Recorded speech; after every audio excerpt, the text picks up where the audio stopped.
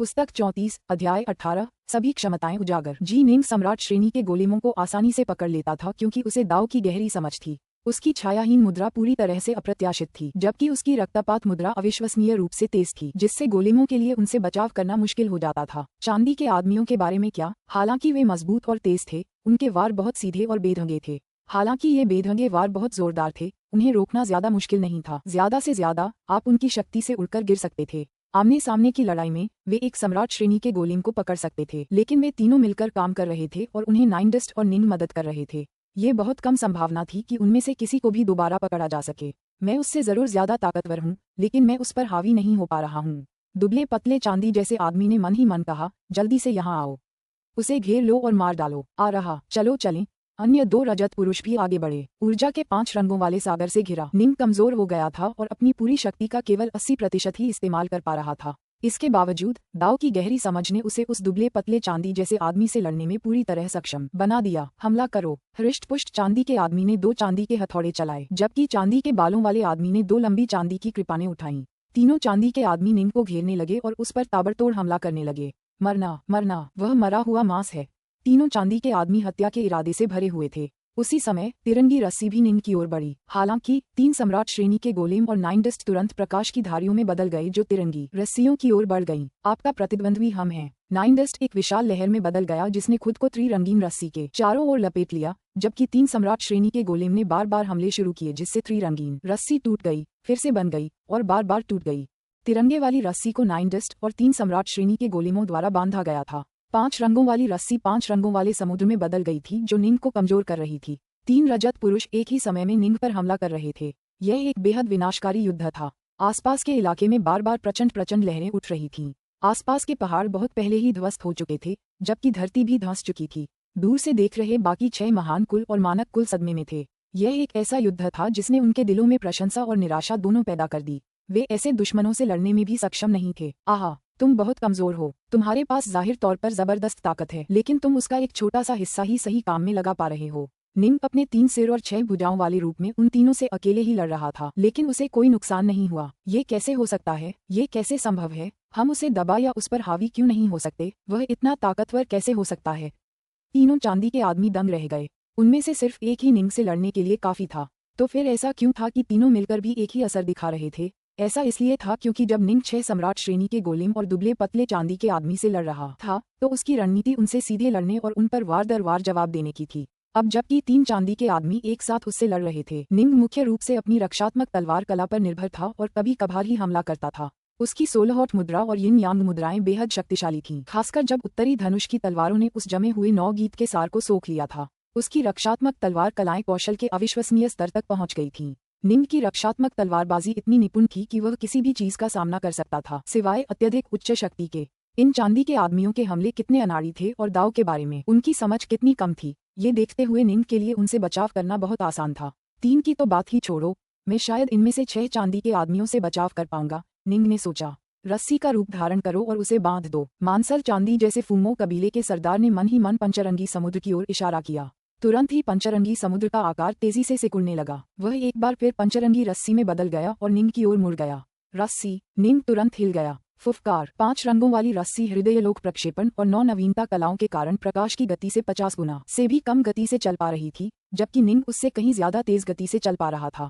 वह बिना किसी प्रयास के 5 रंगों वाली रस्सी को चकमा देने में सक्षम था और अपनी छायाहीन बचाव कला का उपयोग करके बिना किसी निशान के तुरंत गायब हो गया। लानत है, एक बार जब हमारे गोलेम रस्सी का रूप ले लेते हैं और आकार में छोटे हो जाते हैं, तो डाउल और डाकनॉर्थ आसानी से उनसे बच सकता है। तीनों रजत पुरुष चिंतित होने लगे थे। निंग कोई मूर्ख नहीं था।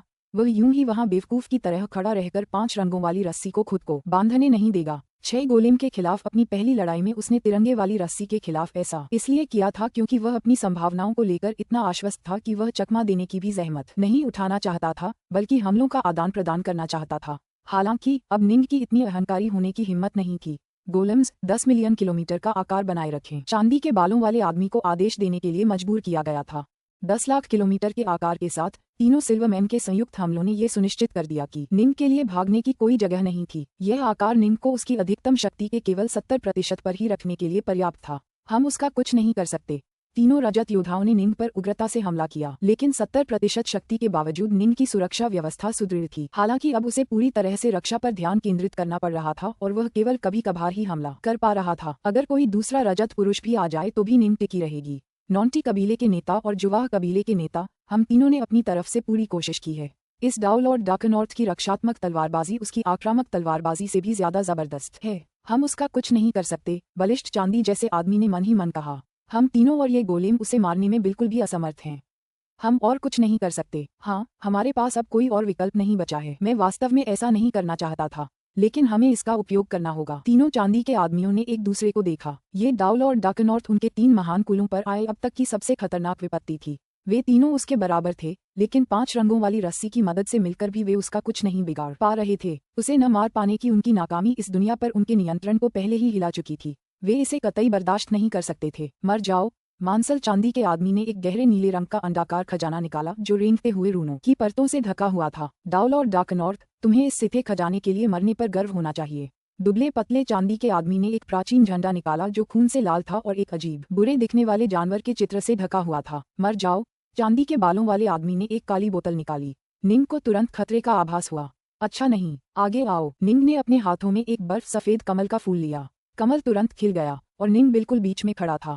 निंग के चारों ओर दिखाई देने वाली कमल के पत्तों की परतें घूमने लगीं, जबकि निंग बिल्कुल बीच में कली के भीतर था, जो पूरी तरह से पंखुड़ियों की पहली परत से ढकी हुई थी। निंग अर्ध पारदर्शी पंखुड़ियों के आर पार देख पा रहा था और महसूस कर पा रहा था कि बाहर क्या हो रहा है। ये याद रखना जरूरी है कि निंग और नाइनडिस्ट ने वाइनसेज के विशाल खजानों के साथ साथ टाइम ड्रीम, किंगफ्रीक और कई दूसरे दर्जे के डाउलॉर्ड्स के खजानों को भी हासिल कर लिया था। कुछ कमजोर खजाने जो ज्यादा उपयोगी नहीं थे, उन्हें उसने थरी रियल्स या सू यूजी और अन्य लोगों के लिए छोड़ दिया था, लेकिन उपयोगी खजानों को उसने अपने पास ही रखा था। ये खजाना निंग के पास मौजूद 3 सबसे बेहतरीन रक्षात्मक खजानों में से एक था। चीख। मांसल चांदी जैसे आदमी के हाथों में गहरे नीले अंडाकार डिस्क पर टेढ़े मेढ़े रूनों की परतें अचानक चमकने लगीं और ऐसा करते हुए एक कान फाड़ देने वाली चीख निकली। उसी समय खजाने से एक हल्की नीली ध्वनि तरंग फूट पड़ी और निंग की ओर बढ़ी। हल्के नीले रंग की ध्वनि तरंग बर्फ जैसे सफेद कमल को आसानी से भेद गई। कमल उससे बिल्कुल भी बचाव नहीं कर पा रहा था। निंग ने अपनी तलवार से वार किया, लेकिन ध्वनि तरंग से उसका कोई संपर्क नहीं हुआ। गड़गड़ाहट। ध्वनि उसके शरीर में घुस गई और सीधे निंग की आत्मा और उसकी आत्मा से टकराए। निंग की आत्मा और उसकी आत्मा नीले फूलों की धुंध की ऊर्जा से सुरक्षित थीं। हालांकि दोनों थोड़ा कांप रहे थे, उन्हें कोई नुकसान नहीं हुआ और वे सीधे प्रहार को सहन करने में कामयाब रहे। कितना अजीब हमला है। इसने आत्मा पर, सच्ची आत्मा पर वार किया। निंग मन ही मन स्तब्ध रह गया। उसने अपने दुश्मनों को गौर से देखा। फुफकार। बाकी 2 चांदी के आदमियों के हमले भी आ पहुंचे। काली बोतल पहले ही टूट चुकी थी। उसमें से एक काली लौ निकल रही थी जो तुरंत बर्फ जैसे सफेद कमल के फूल पर चिपक गई। बर्फ जैसे सफेद फूल के तुरंत कांपने पर फुफकारने की आवाज सुनाई दी, लेकिन फिर कमल एक बार फिर घूमने लगा। हालांकि पंखुड़ियों पर चिपकी हुई काली आग उन्हें कांपने के लिए काफी थी, लेकिन बाकी पंखुड़ियों ने दबाव को फैलाने में मदद की और इस तरह फूल ने हमले को झेल लिया। अंततः काली लपटों की शक्ति पूरी तरह समाप्त हो गई। बर्फ सफेद कमल का फूल भी काफी धुंधला हो गया था और काफी हिल रहा था। प्राचीन रक्त ध्वज पर चित्रित विचित्र पशु ने अचानक एक भयंकर गर्जना की। धमाका। ध्वज से एक रक्त लाल पशु उड़ता हुआ बाहर आया, जो उसके पीछे लुप्त हो गया। रक्त लाल पशु की आंखें क्रूर, जानलेवा लाल रोशनी से चमक रही थीं। ऐसा लग रहा था जैसे वह स्वयं वध का अवतार हो और वह सीधे हिमश्वेत कमल की ओर झपटा। धमाका। बर्फ जैसा सफेद कमल अपनी पकड़ बनाए रखने की कोशिश में घूमता रहा, लेकिन आखिरकार टूट ही गया। कमल को चकनाचूर करने के बाद रक्तलाल जानवर सीधे निंग की ओर बढ़ा। निंग को अब कोई खास खतरा नहीं लग रहा था, इसलिए उसने बचाव के लिए तलवार से वार किया। धमाका। एक भयानक धमाका हुआ। रक्तलाल जानवर अपने तीखे पंजों से बार बार वार करता रहा, जबकि निंग अपनी तलवारों से बचाव कर रहा था। अंततः निंग अपनी शक्तिशाली रक्षात्मक तलवारबाजी की बदौलत बच निकलने में कामयाब रहा और हेगेमोन कवच ने भी उसे कई वार सहने में मदद की। खून जैसा लाल जानवर धीरे धीरे धुंधला होता गया, पहले तो सामान्य लाल रंग में, फिर गुलाबी रंग में। आखिरकार उसने दुखी होकर अपना सिर उठाया और एक नाराजगी भरी चीख निकाली, फिर पूरी तरह से गायब हो गया। निंग जमीन पर गिर पड़ा। उसके होठों के कोने पर खून की हल्की सी झलक थी। उसने दूर खड़े 3 चांदी के आदमियों पर नजर डाली, उनके चेहरों पर सदमे के भाव थे। आओ फिर से करते हैं, निंग गुर्राया। देखते हैं तुम्हारे पास ज्यादा खजाने हैं या मेरे पास। निंग ने बोलते हुए अपना हाथ हिलाया और एक के बाद एक खजाने उसके सामने प्रकट हो गए, उनकी आभा को जरा भी दबाए बिना। लेकिन तीनों चांदी के आदमियों ने एक दूसरे को देखा। वे सीधे मुकाबले में डाकनॉर्थ को हरा नहीं पाए। अब ऐसा लग रहा था जैसे डाउल और डाकनॉर्थ के पास अपने खुद के ढेरों खजाने थे। उनके पास जो भी खजाना था वह उस गुप्त जगह से बड़ी मेहनत से इकट्ठा किया गया था और सिथे ने उसे वहीं छोड़ दिया था। वे बहुत कम थे और उनके द्वारा इस्तेमाल किया गया हर खजाना एक स्थायी नुकसान था। हमें क्या करना चाहिए? तीनों रजत पुरुष कुछ असमंजस में पड़ गए। उन्हें अचानक एहसास हुआ कि इस डाउलॉर्ड डार्कनॉर्थ का वे कुछ नहीं कर सकते। पुस्तक 34 अध्याय 19 डार्कनॉर्थ पैलेस। हाहा खजाने, हम भाइयों के पास तो बहुत हैं। नाइनडस्ट एक विशाल लहर में बदल गया था, लेकिन अब उसने अपना ऊपरी शरीर प्रकट किया और एक के बाद एक शक्तिशाली खजाने अपने सामने प्रकट होने के लिए भेजे। इस दुनिया के डाउलॉर्ड्स के पास इतने खजाने नहीं थे, लेकिन नाइनडस्ट और जी निंग अनंत प्रदेशों से आए थे। नतीजतन उनके पास काफी खजाने थे। क्या? 3 चांदी के पुरुषों ने दूर के नाइनडस्ट के सामने कई खजाने को मंडराते हुए देखा और उनसे निकलने वाली शक्ति की भयानक लहरों को महसूस कर सके। यहाँ तक कि कमजोर डाउलॉर्ड के पास भी इतने खजाने हैं। आखिर उन्हें इतने सारे खजाने कहाँ से मिले? क्या वह गुप्त स्थान सिर्फ हमारे 3 कुलों के लिए ही सुलभ नहीं है? हमने इस पूरी दुनिया का हर कोना छान मारा है, सिर्फ यही एक गुप्त स्थान है जहाँ इतने सारे खजाने छिपे हैं। बाकी जगहों पर इतने खजाने नहीं होने चाहिए। इन 2 डाउलॉर्ड्स को इतने सारे खजाने कहाँ से मिले? तीनों चांदी के आदमी बेहद चिंतित थे। उन्होंने एक दूसरे को देखा। अभी पीछे हट जाओ, हृष्टपुष्ट चांदी के आदमी ने आदेश दिया। फुस फुस 5 रंगों वाली रस्सी और तिरंगे वाली रस्सी पीछे हटने लगीं। तीनों चांदी के आदमियों की ओर बढ़ने लगीं। नाइनडस्ट और 3 गोलेम निंग की ओर उड़े। दोनों पक्ष दूर से एक दूसरे को घूर रहे थे। अगर लड़ना है तो लड़ो, नाइनडस्ट जोर से चिल्लाया। बस यूं ही खड़े रहने का क्या मतलब है? ये तो खजानों के जरिए एक युद्ध होगा, है ना? चलो तुम एक इस्तेमाल करो, मैं एक इस्तेमाल करूंगा। देखते हैं किसके पास ज्यादा है। मैं देखना चाहता हूं कि आखिर में तुम मरते हो या हम। धिक्कार है। तीनों रजत पुरुष पूरी तरह से क्रोधित थे। वे उच्च कोटि के व्यक्ति थे जो इस दुनिया के पूर्ण शासक थे। उन्हें पहले कभी इस तरह चुनौती नहीं दी गई थी और न ही उनका इस तरह मजाक उड़ाया गया था। वे क्रोधित थे, लेकिन इस युद्ध के बाद उन्हें एहसास हुआ कि इस डाउलॉर्ड डार्कनॉर्थ का वे कुछ नहीं कर सकते। उसकी सुरक्षा अविश्वसनीय रूप से मजबूत और वायुरोधी थी, जिससे उन्हें जीतने का कोई मौका नहीं मिल रहा था। अगर उन्हें जीतना था तो उन्हें सिथे द्वारा छोड़े गए खजानों का उपयोग करना होगा। दुर्भाग्य से उनके पास ऐसे खजाने बहुत कम थे। उनके खजानों में अपार शक्ति थी, लेकिन ऐसा लग रहा था जैसे इन दोनों डाउलॉर्ड्स के पास भी समान शक्ति वाले कई खजाने थे। अगर हम सचमुच उनके साथ खजानों में प्रतिस्पर्धा करते हैं तो उनके भंडार को साफ करने के बाद हम उन्हें मार सकते हैं। लेकिन अगर हम ही साफ हो जाएं तो क्या होगा? हमें क्या करना चाहिए? दुबले पतले चांदी के आदमी ने मन ही मन पूछा। अगर हम सारे खजाने इस्तेमाल कर लें तो भी हम डाउलॉर्ड डार्कनॉर्थ के लिए कोई खतरा पैदा नहीं कर पाएंगे। चांदी के बालों वाले आदमी ने मन ही मन जवाब दिया। तब तक उसे किसी चीज का डर नहीं रहेगा और वह और भी बड़ी समस्या बन जाएगा।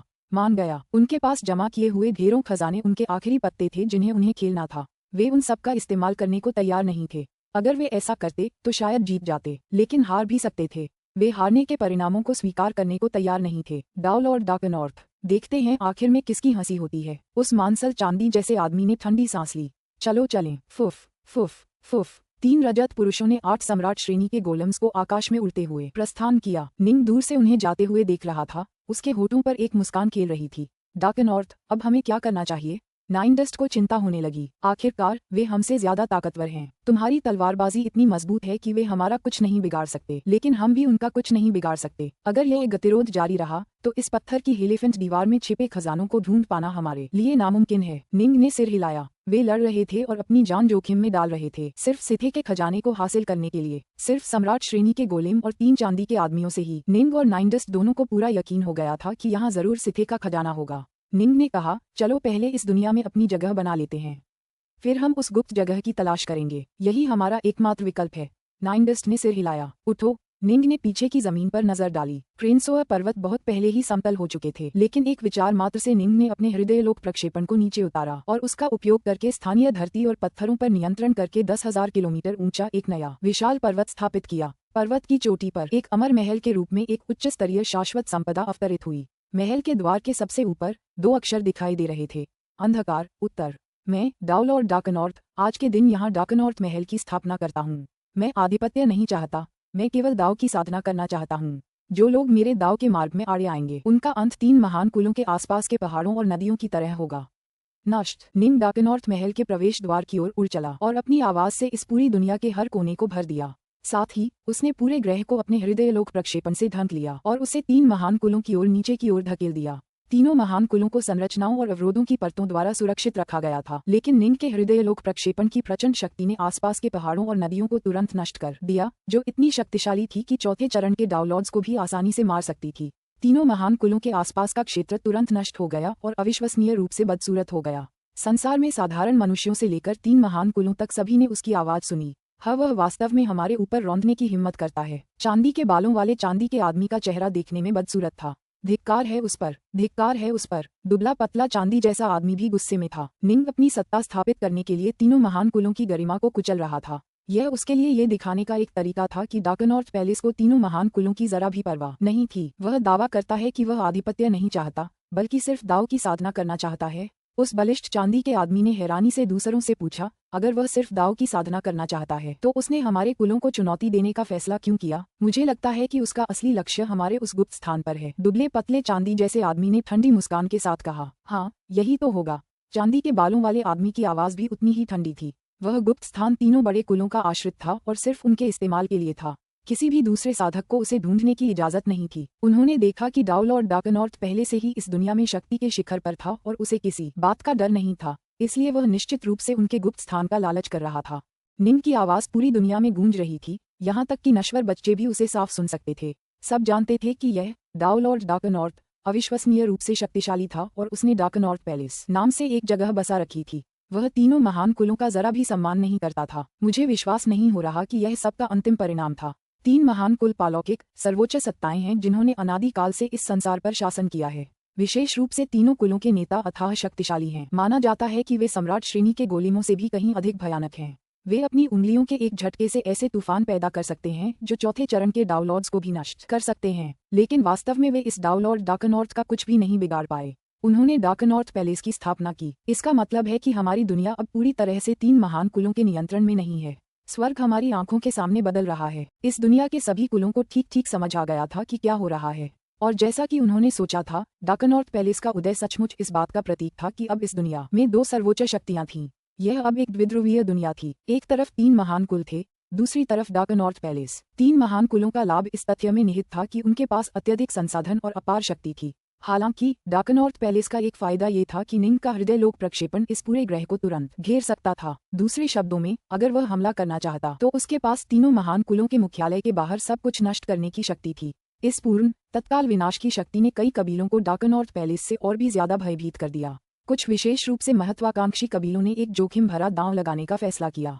उन्होंने डार्कनॉर्थ पैलेस के शासन के अधीन होने का फैसला किया। निंग ने किसी को भी आने से मना नहीं किया। हाँ, ये मामले मुझ पर छोड़ दो। मैं 9 डस्ट संप्रदाय का नेतृत्व करता था। इन छोटे कुलों को संगठित करना और उनका नेतृत्व करना अपने आप में सरल है। 9 डस्ट इस कार्य को करने के लिए काफी उत्सुक था। अगर हम खुद उस गुप्त स्थान का पता नहीं लगा सकते तो शायद हम इन कुलों से उसके बारे में कुछ जानकारी प्राप्त कर सकें। 9 डस्ट के नेतृत्व में और अधिकाधिक कुलों के उनके साथ जुड़ने के साथ डार्कनॉर्थ पैलेस की शक्ति में तेजी से वृद्धि होने लगी। ये तीनों महान कुलों के लिए काफी चिंताजनक बात थी। अभी हमारे पास इसे सहने के अलावा कोई चारा नहीं है। वे कमजोर कबीले कुछ भी नहीं है। अगर हम हमला करने का फैसला करें तो हम उन्हें आसानी से मिटा सकते हैं। हमारा सबसे बड़ा दुश्मन डाउलॉर्ड डार्कनॉर्थ ही रहेगा। तीनों कबीले के सरदारों ने कोई कार्रवाई करने से मना कर दिया। आज के दिन से जब हमारे कबीले गुप्त स्थान में प्रवेश करेंगे तो हमें खजाने को खोजने में कोई कसर नहीं छोड़नी होगी जिसका उपयोग डाउलॉर्ड डार्कनॉर्थ के विरुद्ध किया जा सके। समय बीतता गया। पलक झपकते ही निंग द्वारा इस दुनिया में डार्कनॉर्थ पैलेस की स्थापना के 2000 साल बीत गए। वह इस पूरे समय लगातार उस गुप्त स्थान की खोज में लगा रहा, जबकि निंडस्ट ने डार्कनॉर्थ पैलेस के बैनर तले कई कुलों को इसी काम के लिए संगठित किया। रात हो चुकी थी। आसमान में ठंडी हवाएं गरज रही थीं। निंग डार्कनॉर्थ पैलेस के अंदर एक मंच पर बैठा था और अपने सामने फैली विशाल दुनिया को घूर रहा था, क्योंकि वह हाथस्वॉर्ड कला का प्रशिक्षण ले रहा था। महल के स्वामी प्रथम दक्षिणी हॉल के हॉलमास्टर को कुछ महत्वपूर्ण सूचना देनी है, एक परिचारक ने आदरपूर्वक कहा। कुछ जरूरी बात है। निंग ने आंखें खोलीं। हाल के वर्षों में 9 डस्ट ने डार्कनॉर्थ पैलेस को कई अलग अलग शाखाओं में विभाजित कर दिया था, जिनमें से फर्स्ट सदर्न हॉल भी एक था। उसे मेरे पास आने को कहो, निंग ने निर्देश दिया। हाँ, महल के स्वामी। सेवक तुरंत चला गया। थोड़ी देर बाद एक काले कवच वाला आदमी अंदर आया, फिर घुटनों के बल गिर पड़ा और आदरपूर्वक बोला, आपका अधीनस्थ आपको नमस्कार करता है, महल के स्वामी। तुम उठो, बोलो, क्या बात है? निंग ने पूछा। काले कवच वाला आदमी खड़ा हो गया। उसकी आंखों में उत्सुकता के भाव थे जब उसने निंग की ओर देखा। आखिरकार महल का स्वामी डार्कनॉर्थ ही तो था जो ये सुनिश्चित कर पाया था कि तीनों बड़े कुल उनके सामने असहाय रहें। आपके अधीनस्थ के पास कुछ जानकारी आ गई है और मुझे लगता है कि कम से कम 80% संभावना है कि इसका संबंध उस गुप्त स्थान से है, काले कवच वाले व्यक्ति ने सम्मानपूर्वक कहा। पुस्तक 34 अध्याय 20 गुप्त स्थान। 80% संभावना। जी निंग ने काले कवच वाले आदमी को घूरा। किसी अधीनस्थ के लिए 80% संभावना सही होने का दावा करने का मतलब था कि वह लगभग निश्चित था। आखिरकार उसे थोड़ी विनम्रता का भी ध्यान रखना था। आगे बढ़ो और मुझे बताओ। महल के स्वामी, कृपया देख लीजिए। काले कवचधारी व्यक्ति ने अपने हाथों में एक स्क्रॉल निकाला और आदरपूर्वक निंग को भेंट किया। निंग ने हाथ हिलाया जिससे स्क्रॉल उसकी ओर उड़ाया। निंग ने उस स्क्रॉल को खोला जो छोटे छोटे अक्षरों के घने समूहों से भरा हुआ था। ये एक उन्मुक्त विचारों वाले डाउनलॉर्ड के अंतिम शब्द थे जिसका जीवनकाल समाप्त होने वाला था। इसमें उसकी कुछ सर्वोच्च विरासतों के साथ साथ वे रहस्य भी शामिल थे जिनके बारे में वह जानता था। अरे, निंग का चेहरा तनावग्रस्त हो गया। ये डाउनलॉर्ड दरअसल गलती से एक रहस्यमयी जगह की सीमा में घुस गया था। उसे लगभग खोज लिया गया था, लेकिन शुक्र है कि वह बच निकला और उस जगह पर एक अविश्वसनीय रूप से शक्तिशाली सेना तैनात थी। निंग ने सिर हिलाया। मृतक डाउनलॉर्ड ने जो जानकारी लिखी थी वह लगभग निश्चित रूप से उस गुप्त जगह के बारे में थी जिसकी निंग तलाश कर रहा था। 3 महान कुलों के अलावा कोई और सेना इतनी शक्तिशाली सेना तैनात करने में सक्षम नहीं थी, तो यह एक अलग आयाम में है। कोई आश्चर्य नहीं कि मेरे हृदयलोक प्रक्षेपण ने इस ग्रह के हर इंच को भर दिया, फिर भी इसे ढूंढ नहीं पाया। निंग ने एक मुस्कान के साथ कहा। आखिरकार उसे यह मिल ही गया था। इस ग्रह पर 2000 साल बिताने के बाद उसे आखिरकार उस गुप्त स्थान के बारे में जानकारी मिल ही गई थी। बात तो सही थी। तीनों बड़े कुलों ने चाहे कितनी भी सावधानी बरती हो, अनगिनत सालों में कुछ निशान तो छूट ही गए। बहुत बढ़िया। निंग ने काले कवच वाले आदमी की तरफ देखा और फिर मुस्कुराया। तुमने बहुत अच्छा काम किया है और मुझे तुम्हारी इस महान उपलब्धि के लिए तुम्हें इनाम देना ही चाहिए। निंग ने अपनी उंगली हिलाई जिससे काले कवच वाले आदमी के शरीर में प्रकाश की एक धारा प्रवाहित हुई। काले कवच वाले आदमी ने तुरंत अपनी चेतना के सागर को हिलते हुए महसूस किया। जैसे ही ढेर सारी जानकारी उसके अंदर उमड़ने लगी, निंग ने सेक्लॉर्ड टाइमड्रीम और दूसरे डाउनलॉर्ड से कई कीमती चीजें छीन ली थीं, जिनमें अच्छी साधना तकनीकें भी शामिल थीं। उसने यूं ही एक अच्छी तकनीक चुन ली जो इस आदमी को चौथे चरण का डाउनलॉर्ड बनने में मदद कर सके। जैसे ही काले कवच वाला आदमी होश में आया, वह इतना उत्साहित था कि तुरंत घुटनों के बल गिर पड़ा। धन्यवाद महल के स्वामी। तीनों महान कुलों को इतना ऊंचा स्थान इसलिए मिला क्योंकि उन्होंने अपनी साधना तकनीकों पर अत्यंत कठोर नियंत्रण बनाए रखा था। छोटे कुलों को पूर्वजों के ज्ञान तक कभी पहुंच नहीं मिलती थी, इसलिए उन्हें अंधाधुंध प्रशिक्षण लेना पड़ता था। इससे डाउनलॉर्ड बनना बेहद मुश्किल हो गया था। चौथे चरण तक पहुंचने में तो और भी मुश्किल। अब जब उसे निंग से ये तकनीक मिल गई है तो न केवल वह डाउनलॉर्ड बन जाएगा बल्कि उसके अन्य कुलों के सदस्यों के लिए भी यह एक अच्छा मौका होगा। जाओ, निंग ने निर्देश दिया।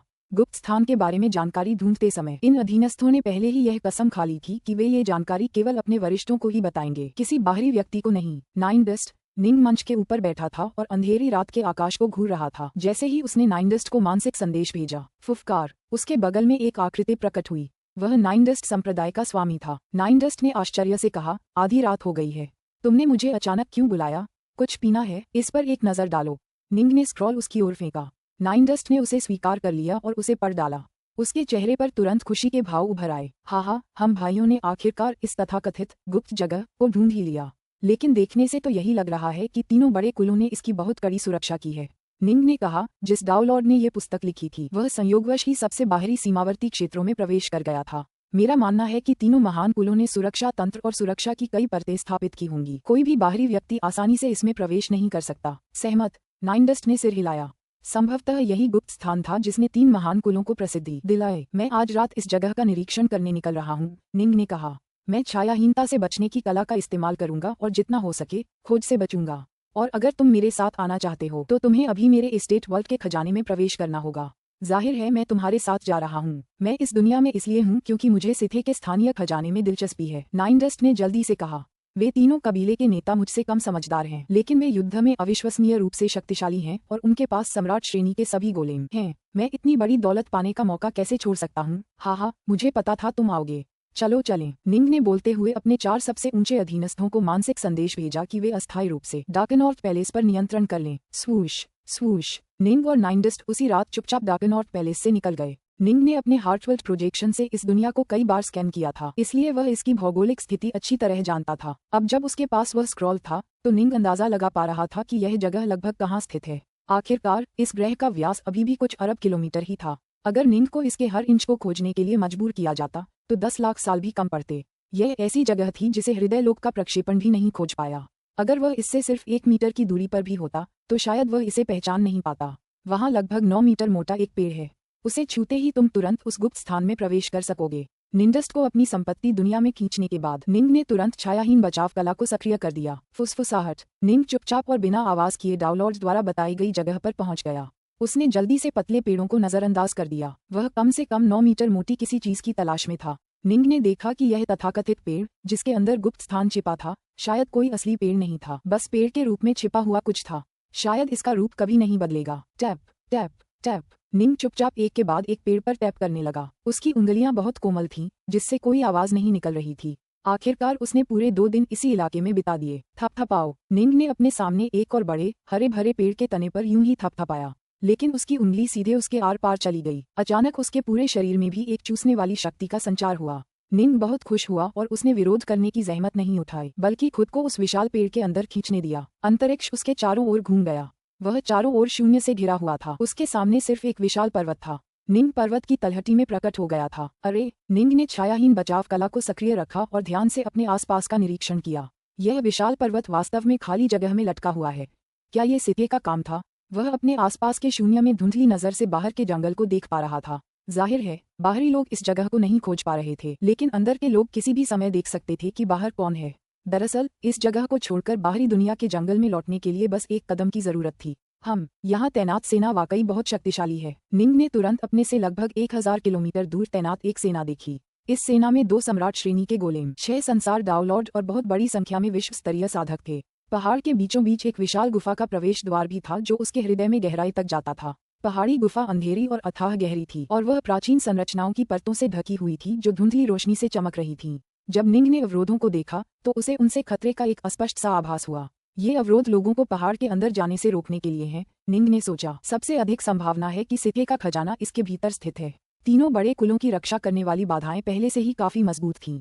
ये जगह भी उतनी ही मजबूत सुरक्षा वाली न हो, ऐसा तो हो ही नहीं सकता। मैं शायद इन बाधाओं को तोड़कर आगे नहीं बढ़ पाऊंगा। निंग जानता था कि यह बात सच है। तार्किक रूप से कहें तो उसे बाधाओं को तोड़ना ही नहीं चाहिए था। बाधाओं से उसे जो खतरे का अस्पष्ट सा एहसास हुआ, उसने पहले ही इसकी गवाही दे दी थी। जबरदस्ती से काम नहीं चलेगा। ऐसा लग रहा था कि बस कुछ चालें चलना ही एकमात्र विकल्प था। अरे! निंग मुड़ा। उसकी नज़र गैरिसन के बगल में एक विशाल मीनार जैसी संरचना पर पड़ी। अपनी वर्तमान शक्ति के स्तर पर वह उसे तुरंत पहचान गया।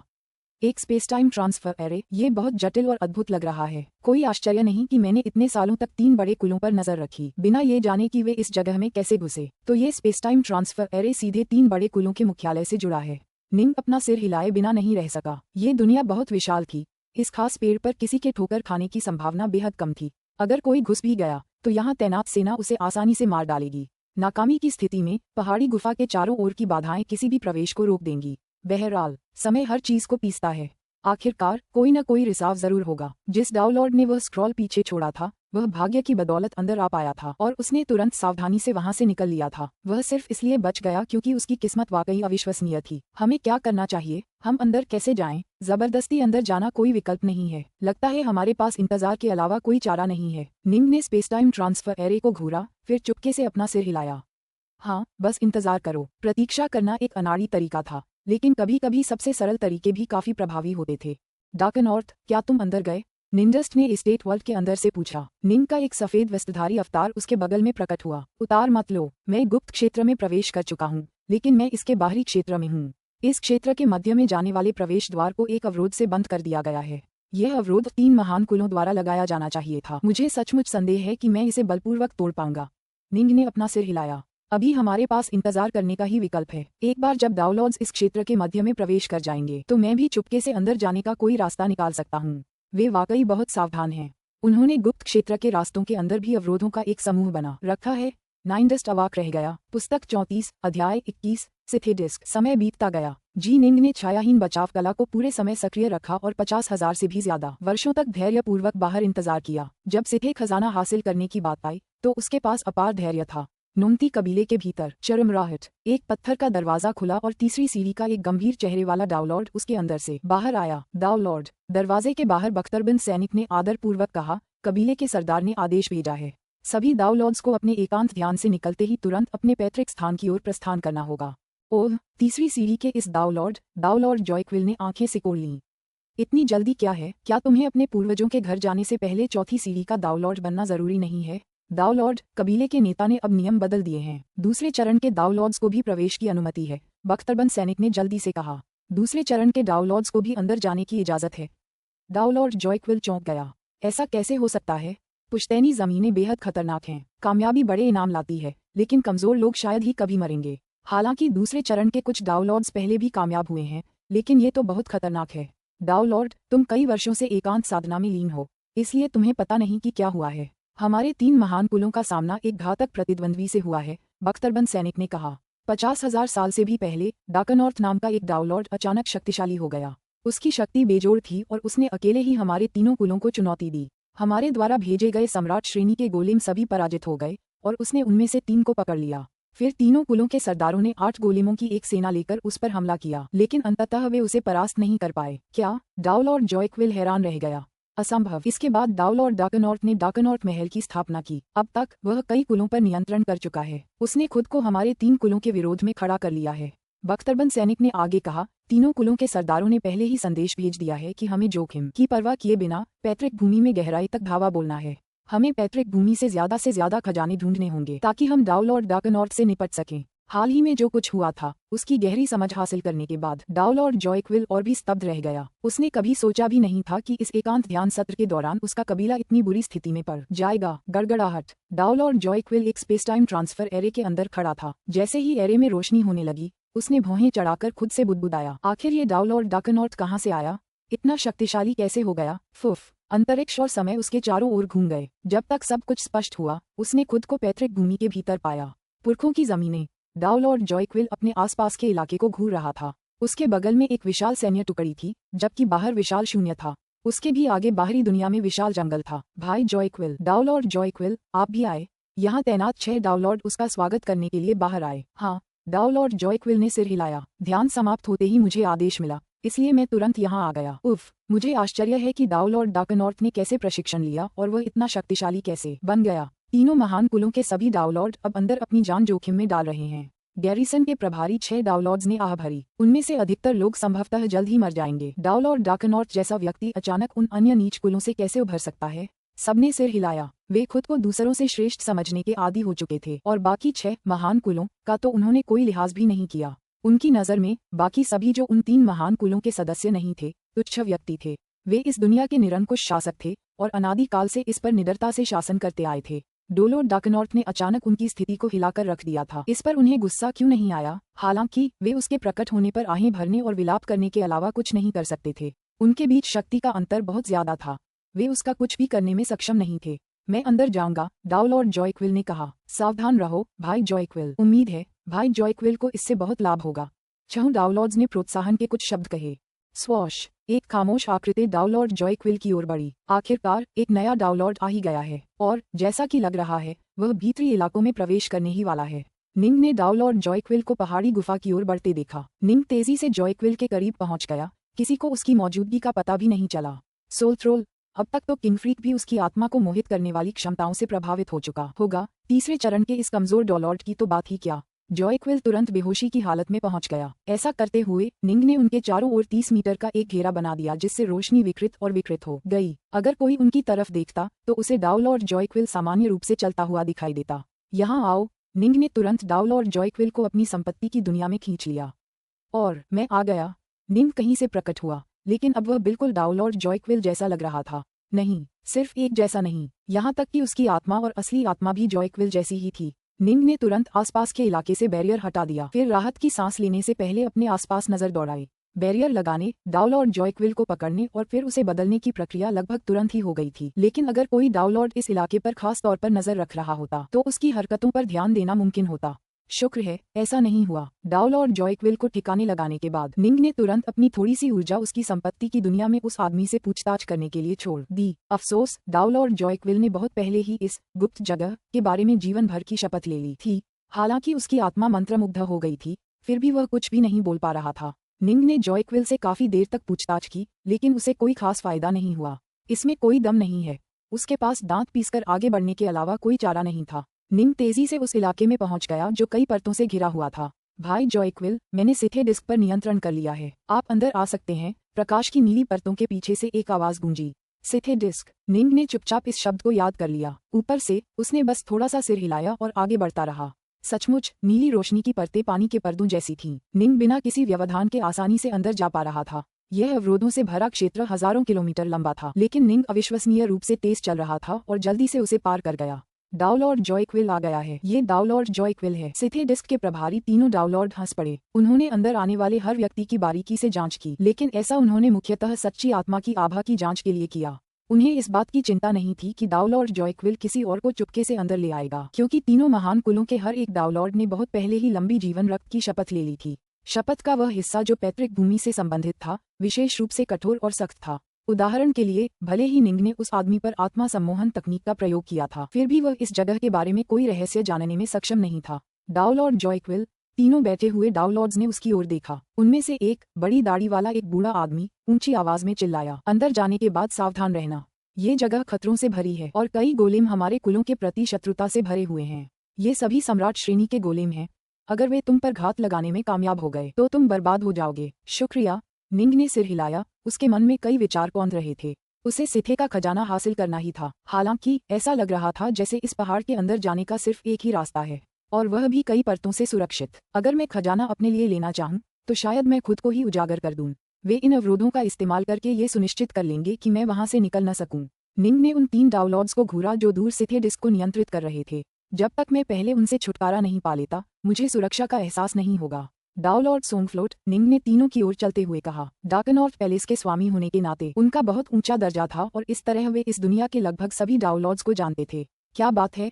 दाढ़ी वाले बुजुर्ग ने मुस्कुराते हुए पूछा जब निंग बिना किसी डर के उसकी ओर बढ़ रहा था। फुस। निंग भी मुस्कुराया, जिससे उनकी ओर शक्ति की एक अदृश्य लहर दौड़ गई। तुरंत तीनों बैठे हुए डाउलॉर्ड्स ने दबाव की एक लहर को अपनी ओर टूटता हुआ महसूस किया, जिससे उन्हें चक्कर आने लगे। उनके शरीर शक्तिहीन होकर जमीन पर गिर पड़े। निंग तुरंत उनके पास आकर खड़ा हो गया और उस अजीब सी डिस्क को पकड़ लिया जो तीनों के चारों ओर घूम रही थी। वह गोल डिस्क गहरे भूरे रंग की थी और कई बेहद जटिल रूनों से ढकी हुई थी। डिस्क से निकलने वाली लहरें हजारों किलोमीटर तक फैली हुई थीं। आसपास की सभी संरचनाओं और अवरोधों का केंद्र यही सिथे डिस्क थी। उठो। निंग ने गोल डिस्क को मजबूती से पकड़ लिया और उसे अपने हाथों से जकड़ लिया। गड़गड़ाहट। तुरंत उनके चारों ओर हजारों किलोमीटर तक फैली संरचनाओं और अवरोधों की परतें गड़गड़ाने लगीं। गुफा के बाहर तैनात सुरक्षा गार्ड पीछे मुड़कर देखने के अलावा कुछ नहीं कर सके। क्या हो रहा है? पहाड़ के अंदर तैनात कुछ डाउनलॉड्स भी लहर को महसूस करने में सक्षम थे। अच्छा नहीं है, वह सिथे डिस्क थी। 3 चांदी के आदमी तुरंत प्रकाश की धारियों में बदल गए जो पहाड़ से निकलकर निंग की ओर बढ़े। निंग ने सिथे डिस्क को 2 बार पकड़ा था, लेकिन उसे अपनी ओर खींच नहीं पाया था। उसने तुरंत अपना हाथ हिलाया और उत्तर धनुष तलवार निकाली और अपना ओमेगा स्वॉर्ड दाव रक्तपात किया। यह उसका सबसे भेदक प्रहार था और संरचनाओं को तोड़ने के लिए यह उसका सबसे अच्छा प्रहार था।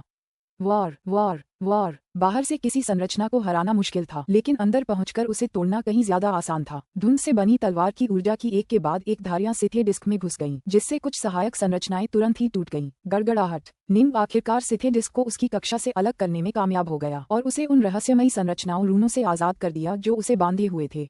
फिर निंग ने अपने हाथों में नॉर्थवो तलवार से अपने आसपास की दुनिया पर भयंकर प्रहार किए, जिससे सभी संरचनाएं एक एक करके नष्ट हो गईं। यहाँ आओ। जब निंग ने 3 चांदी के आदमियों को अपनी ओर उड़ते देखा तो उसने तुरंत सिथे डिस्क को अपनी संपत्ति दुनिया में खींच लिया। पुस्तक 34, अध्याय 22, पैतृक निषेध। सिथे डिस्क को दूर रखने के बाद ही निंग को थोड़ी राहत महसूस हुई, वरना उसके केंद्र में मौजूद कई अवरोध उसके लिए बहुत बड़ी समस्याएं पैदा कर सकते थे। अगर वह पहाड़ के भीतर से खजाने हासिल भी कर लेता तो भी उसके लिए कोई रास्ता नहीं होता। यह आप है, डाउलॉर्ड डार्कनॉर्थ। तुम जॉयक्विल का भेष कैसे बना पाए? तुम तो उसकी आत्मा की आभा भी धारण करने में कामयाब रहे। तीनों चांदी के आदमी निंग की ओर दौड़ पड़े। जब उन्होंने डाउलॉर्ड जॉयक्विल को सिथे डिस्क छीनते देखा तो वे चौंक गए थे, लेकिन जब उन्होंने निंग के हाथ में नॉर्थवो तलवार देखी तो उन्हें तुरंत पता चल गया कि वह कौन है। उन्हें यकीन ही नहीं होता कि डाउलॉर्ड जॉयक्विल में डाउलॉर्ड डार्कनॉर्थ से नॉर्थवो तलवार छीनने की ताकत थी। हा। निंग हंसा और वापस अपने रूप में आ गया। तुम्हें बहुत देर से पता चला, निंग ने कहा और उसने अपने विस्मयकारी हृदय लोक प्रक्षेपण को इस सुरंग और बाहर की चौकी दोनों को ढकने के लिए बुलाया। पहाड़ की भीतरी गहराइयां भी पूरी तरह से उससे ढक गईं, और जैसे ही वह नीचे उतरा तीनों महान कुलों के अन्य डाउनलॉड्स दंग रह गए। क्या चल रहा है? वाह, क्या हो रहा है? क्या यह वही पौराणिक हृदय लोक प्रक्षेपण है? क्या ये डाउनलॉर्ड डार्कनॉर्थ हो सकता है? ये जगह हमारी पुश्तैनी जमीन है, एक ऐसी जगह जो बाकियों से छिपी हुई है और सिथे डिस्क से सुरक्षित है। हार्टवेल्थ प्रोजेक्शन ने इस पर कैसे आक्रमण किया होगा? वे सब घबरा गए। निंग ने बस हल्की सी भौहें चढ़ाईं। वह महसूस कर सकता था कि हालांकि उसका हृदय लोक प्रक्षेपण एक बहुत बड़े क्षेत्र को कवर करता था, फिर भी पहाड़ के भीतर गहराई में एक प्रकार की ऊर्जा थी जो उसके हृदय लोक प्रक्षेपण का प्रतिरोध और अवरोध कर रही थी, जिससे वह और गहराई तक प्रवेश नहीं कर पा रहा था। आत्मा विमोह। हृदय शक्ति की एक लहर बाहर की ओर बही। यह निंग की आत्मा सम्मोहन तकनीक थी और इसने उसके हृदय लोक प्रक्षेपण की सीमा में मौजूद सभी डाउनलॉड्स को तुरंत प्रभावित किया। उनमें से कोई भी इसका विरोध नहीं कर सका, यहाँ तक कि चौथे चरण के डाउनलॉड्स भी तुरंत स्तब्ध अवस्था में पहुंच गए। तुम क्या कर रहे हो? तीनों रजत पुरुष हैरान और क्रोधित हो गए। लगता है मैं क्या कर रहा हूँ?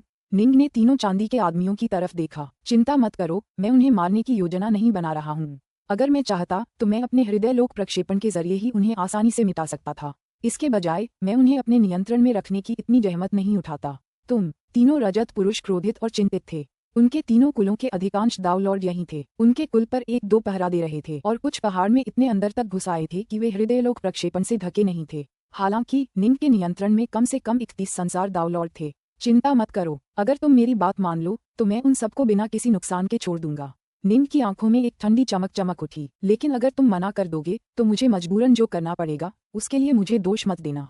तीनों महान कुल स्वयं को इस संसार का पूर्ण शासक मानते थे और अन्य सभी जीवों को अपने से नीचे मानते थे। वे स्वयं को दूसरों के जीवन मरण का अंतिम निर्णायक मानते थे। यह मानसिकता तीनों महान कुलों में व्याप्त थी और कुल के मुखिया और कुल के लोग भी इसी मानसिकता को साझा करते थे। वे हमेशा से ऐसा मानते थे और संसार दावलॉर्ड बनने के बाद वे और भी अधिक निडर और अधर्मी हो गए थे और वास्तव में वे ही इस संसार के शासक थे। कोई भी कभी भी उनके अधिकार को चुनौती नहीं दे पाया था या उसे हिला नहीं पाया था। केवल इस संसार पर दावलॉर्ड डार्कनॉर्थ के अवतरण ने ही उनकी स्थिति को हिला दिया था। बोलो, मांसल चांदी के आदमी ने गुर्राहट के साथ आदेश दिया। बोलो, ज्यादा मत पूछो, चांदी के बालों वाले आदमी ने दांत पीसते हुए कहा। मेरी शर्तें सरल हैं, निंग ने कहा। पहली, तुम्हें मुझ पर हमला करने की इजाजत नहीं है, लेकिन हाँ, मैं तुम्हारे साथ और कुछ नहीं करूंगा। हम शांतिपूर्वक साथ साथ रहेंगे। दूसरी, तुम्हें मुझे सिथे से जुड़े सारे राज बताने होंगे, जिसमें इस पहाड़ के बारे में भी सब कुछ शामिल है। अगर तुम दोनों शर्तें मान लेते हो तो हम दोस्त तो नहीं रहेंगे, लेकिन कम से कम दुश्मन तो नहीं रहेंगे। साधकों की दुनिया मारकाट और कलह की दुनिया थी। 3 बड़े कुलों की रक्षा अनेक संरचनाओं और अवरोधों द्वारा की जाती थी। निंग के लिए उन्हें पूरी तरह से मिटाना संभव नहीं था। अगर वह ऐसा करता भी तो नतीजा यही होता कि इस दुनिया पर राज करने के लिए एक अलग संगठन उभर आता। नतीजतन निंग इन लोगों के खिलाफ असली युद्ध में उतरने की जहमत भी नहीं उठा सकता था। उसका अंतिम लक्ष्य सिथे का खजाना हासिल करना था। एक बार ऐसा करने के बाद वह तुरंत ये जगह छोड़ देगा। उसे इन 3 कुलों के सरदारों से दुश्मनी करने की कोई जरूरत नहीं थी। आखिरकार वे बहुत ज्यादा ताकतवर थे। वह उनमें से किसी को भी हरा नहीं सकता था। अभी उसे इस पहाड़ की गहराई के बारे में कुछ भी पता नहीं था। हालांकि तीनों बड़े कुलों ने इस जगह की खोज और अन्वेषण में अनगिनत युग बिताए थे। वे निश्चित रूप से इसके बारे में बहुत कुछ जानते थे। उसके दुश्मन इस पहाड़ के बारे में बहुत कुछ जानते थे, जबकि वह कुछ भी नहीं जानता था। उसके दुश्मन उससे भी ज्यादा ताकतवर थे। अगर वे यहाँ उसके खिलाफ कोई साजिश रचते तो शायद उसे बहुत बड़ा खतरा होता। तीनों कबीले के सरदारों ने एक दूसरे को देखा और मन ही मन बातें करते रहे। जल्द ही उन्होंने दांत पीस लिए और एक निर्णय पर पहुंच गए। ये तुम्हारी एक छोटी सी कल्पना है, फुमो कबीले का सरदार, बलवान चांदी का आदमी, गर्जा, दावलॉर्ड डार्कनॉर्थ। हम अपने पूर्वजों के प्रतिबंधों के कारण तुम्हारी शर्तें स्वीकार नहीं कर सकते। कबीले के हर एक सदस्य को बहुत पहले ही इस बारे में आजीवन शपथ लेने के लिए मजबूर किया गया था। निंग का चेहरा तनावग्रस्त हो गया। पुश्तैनी निषेध, लेकिन हम दूसरे तरीकों से तुम्हारी भरपाई कर देंगे, फुमो कबीले के नेता ने गुस्से को दबाते हुए कहा। पहला, जैसा कि तुमने अनुरोध किया है, हम तुम्हारे साथ शांति से रहने के लिए सहमत हैं। दूसरा, तुम्हें हमारी पुश्तैनी जमीन छोड़नी होगी। हम अपने तीनों कुलों के अलावा किसी और को यहाँ कभी नहीं आने देंगे।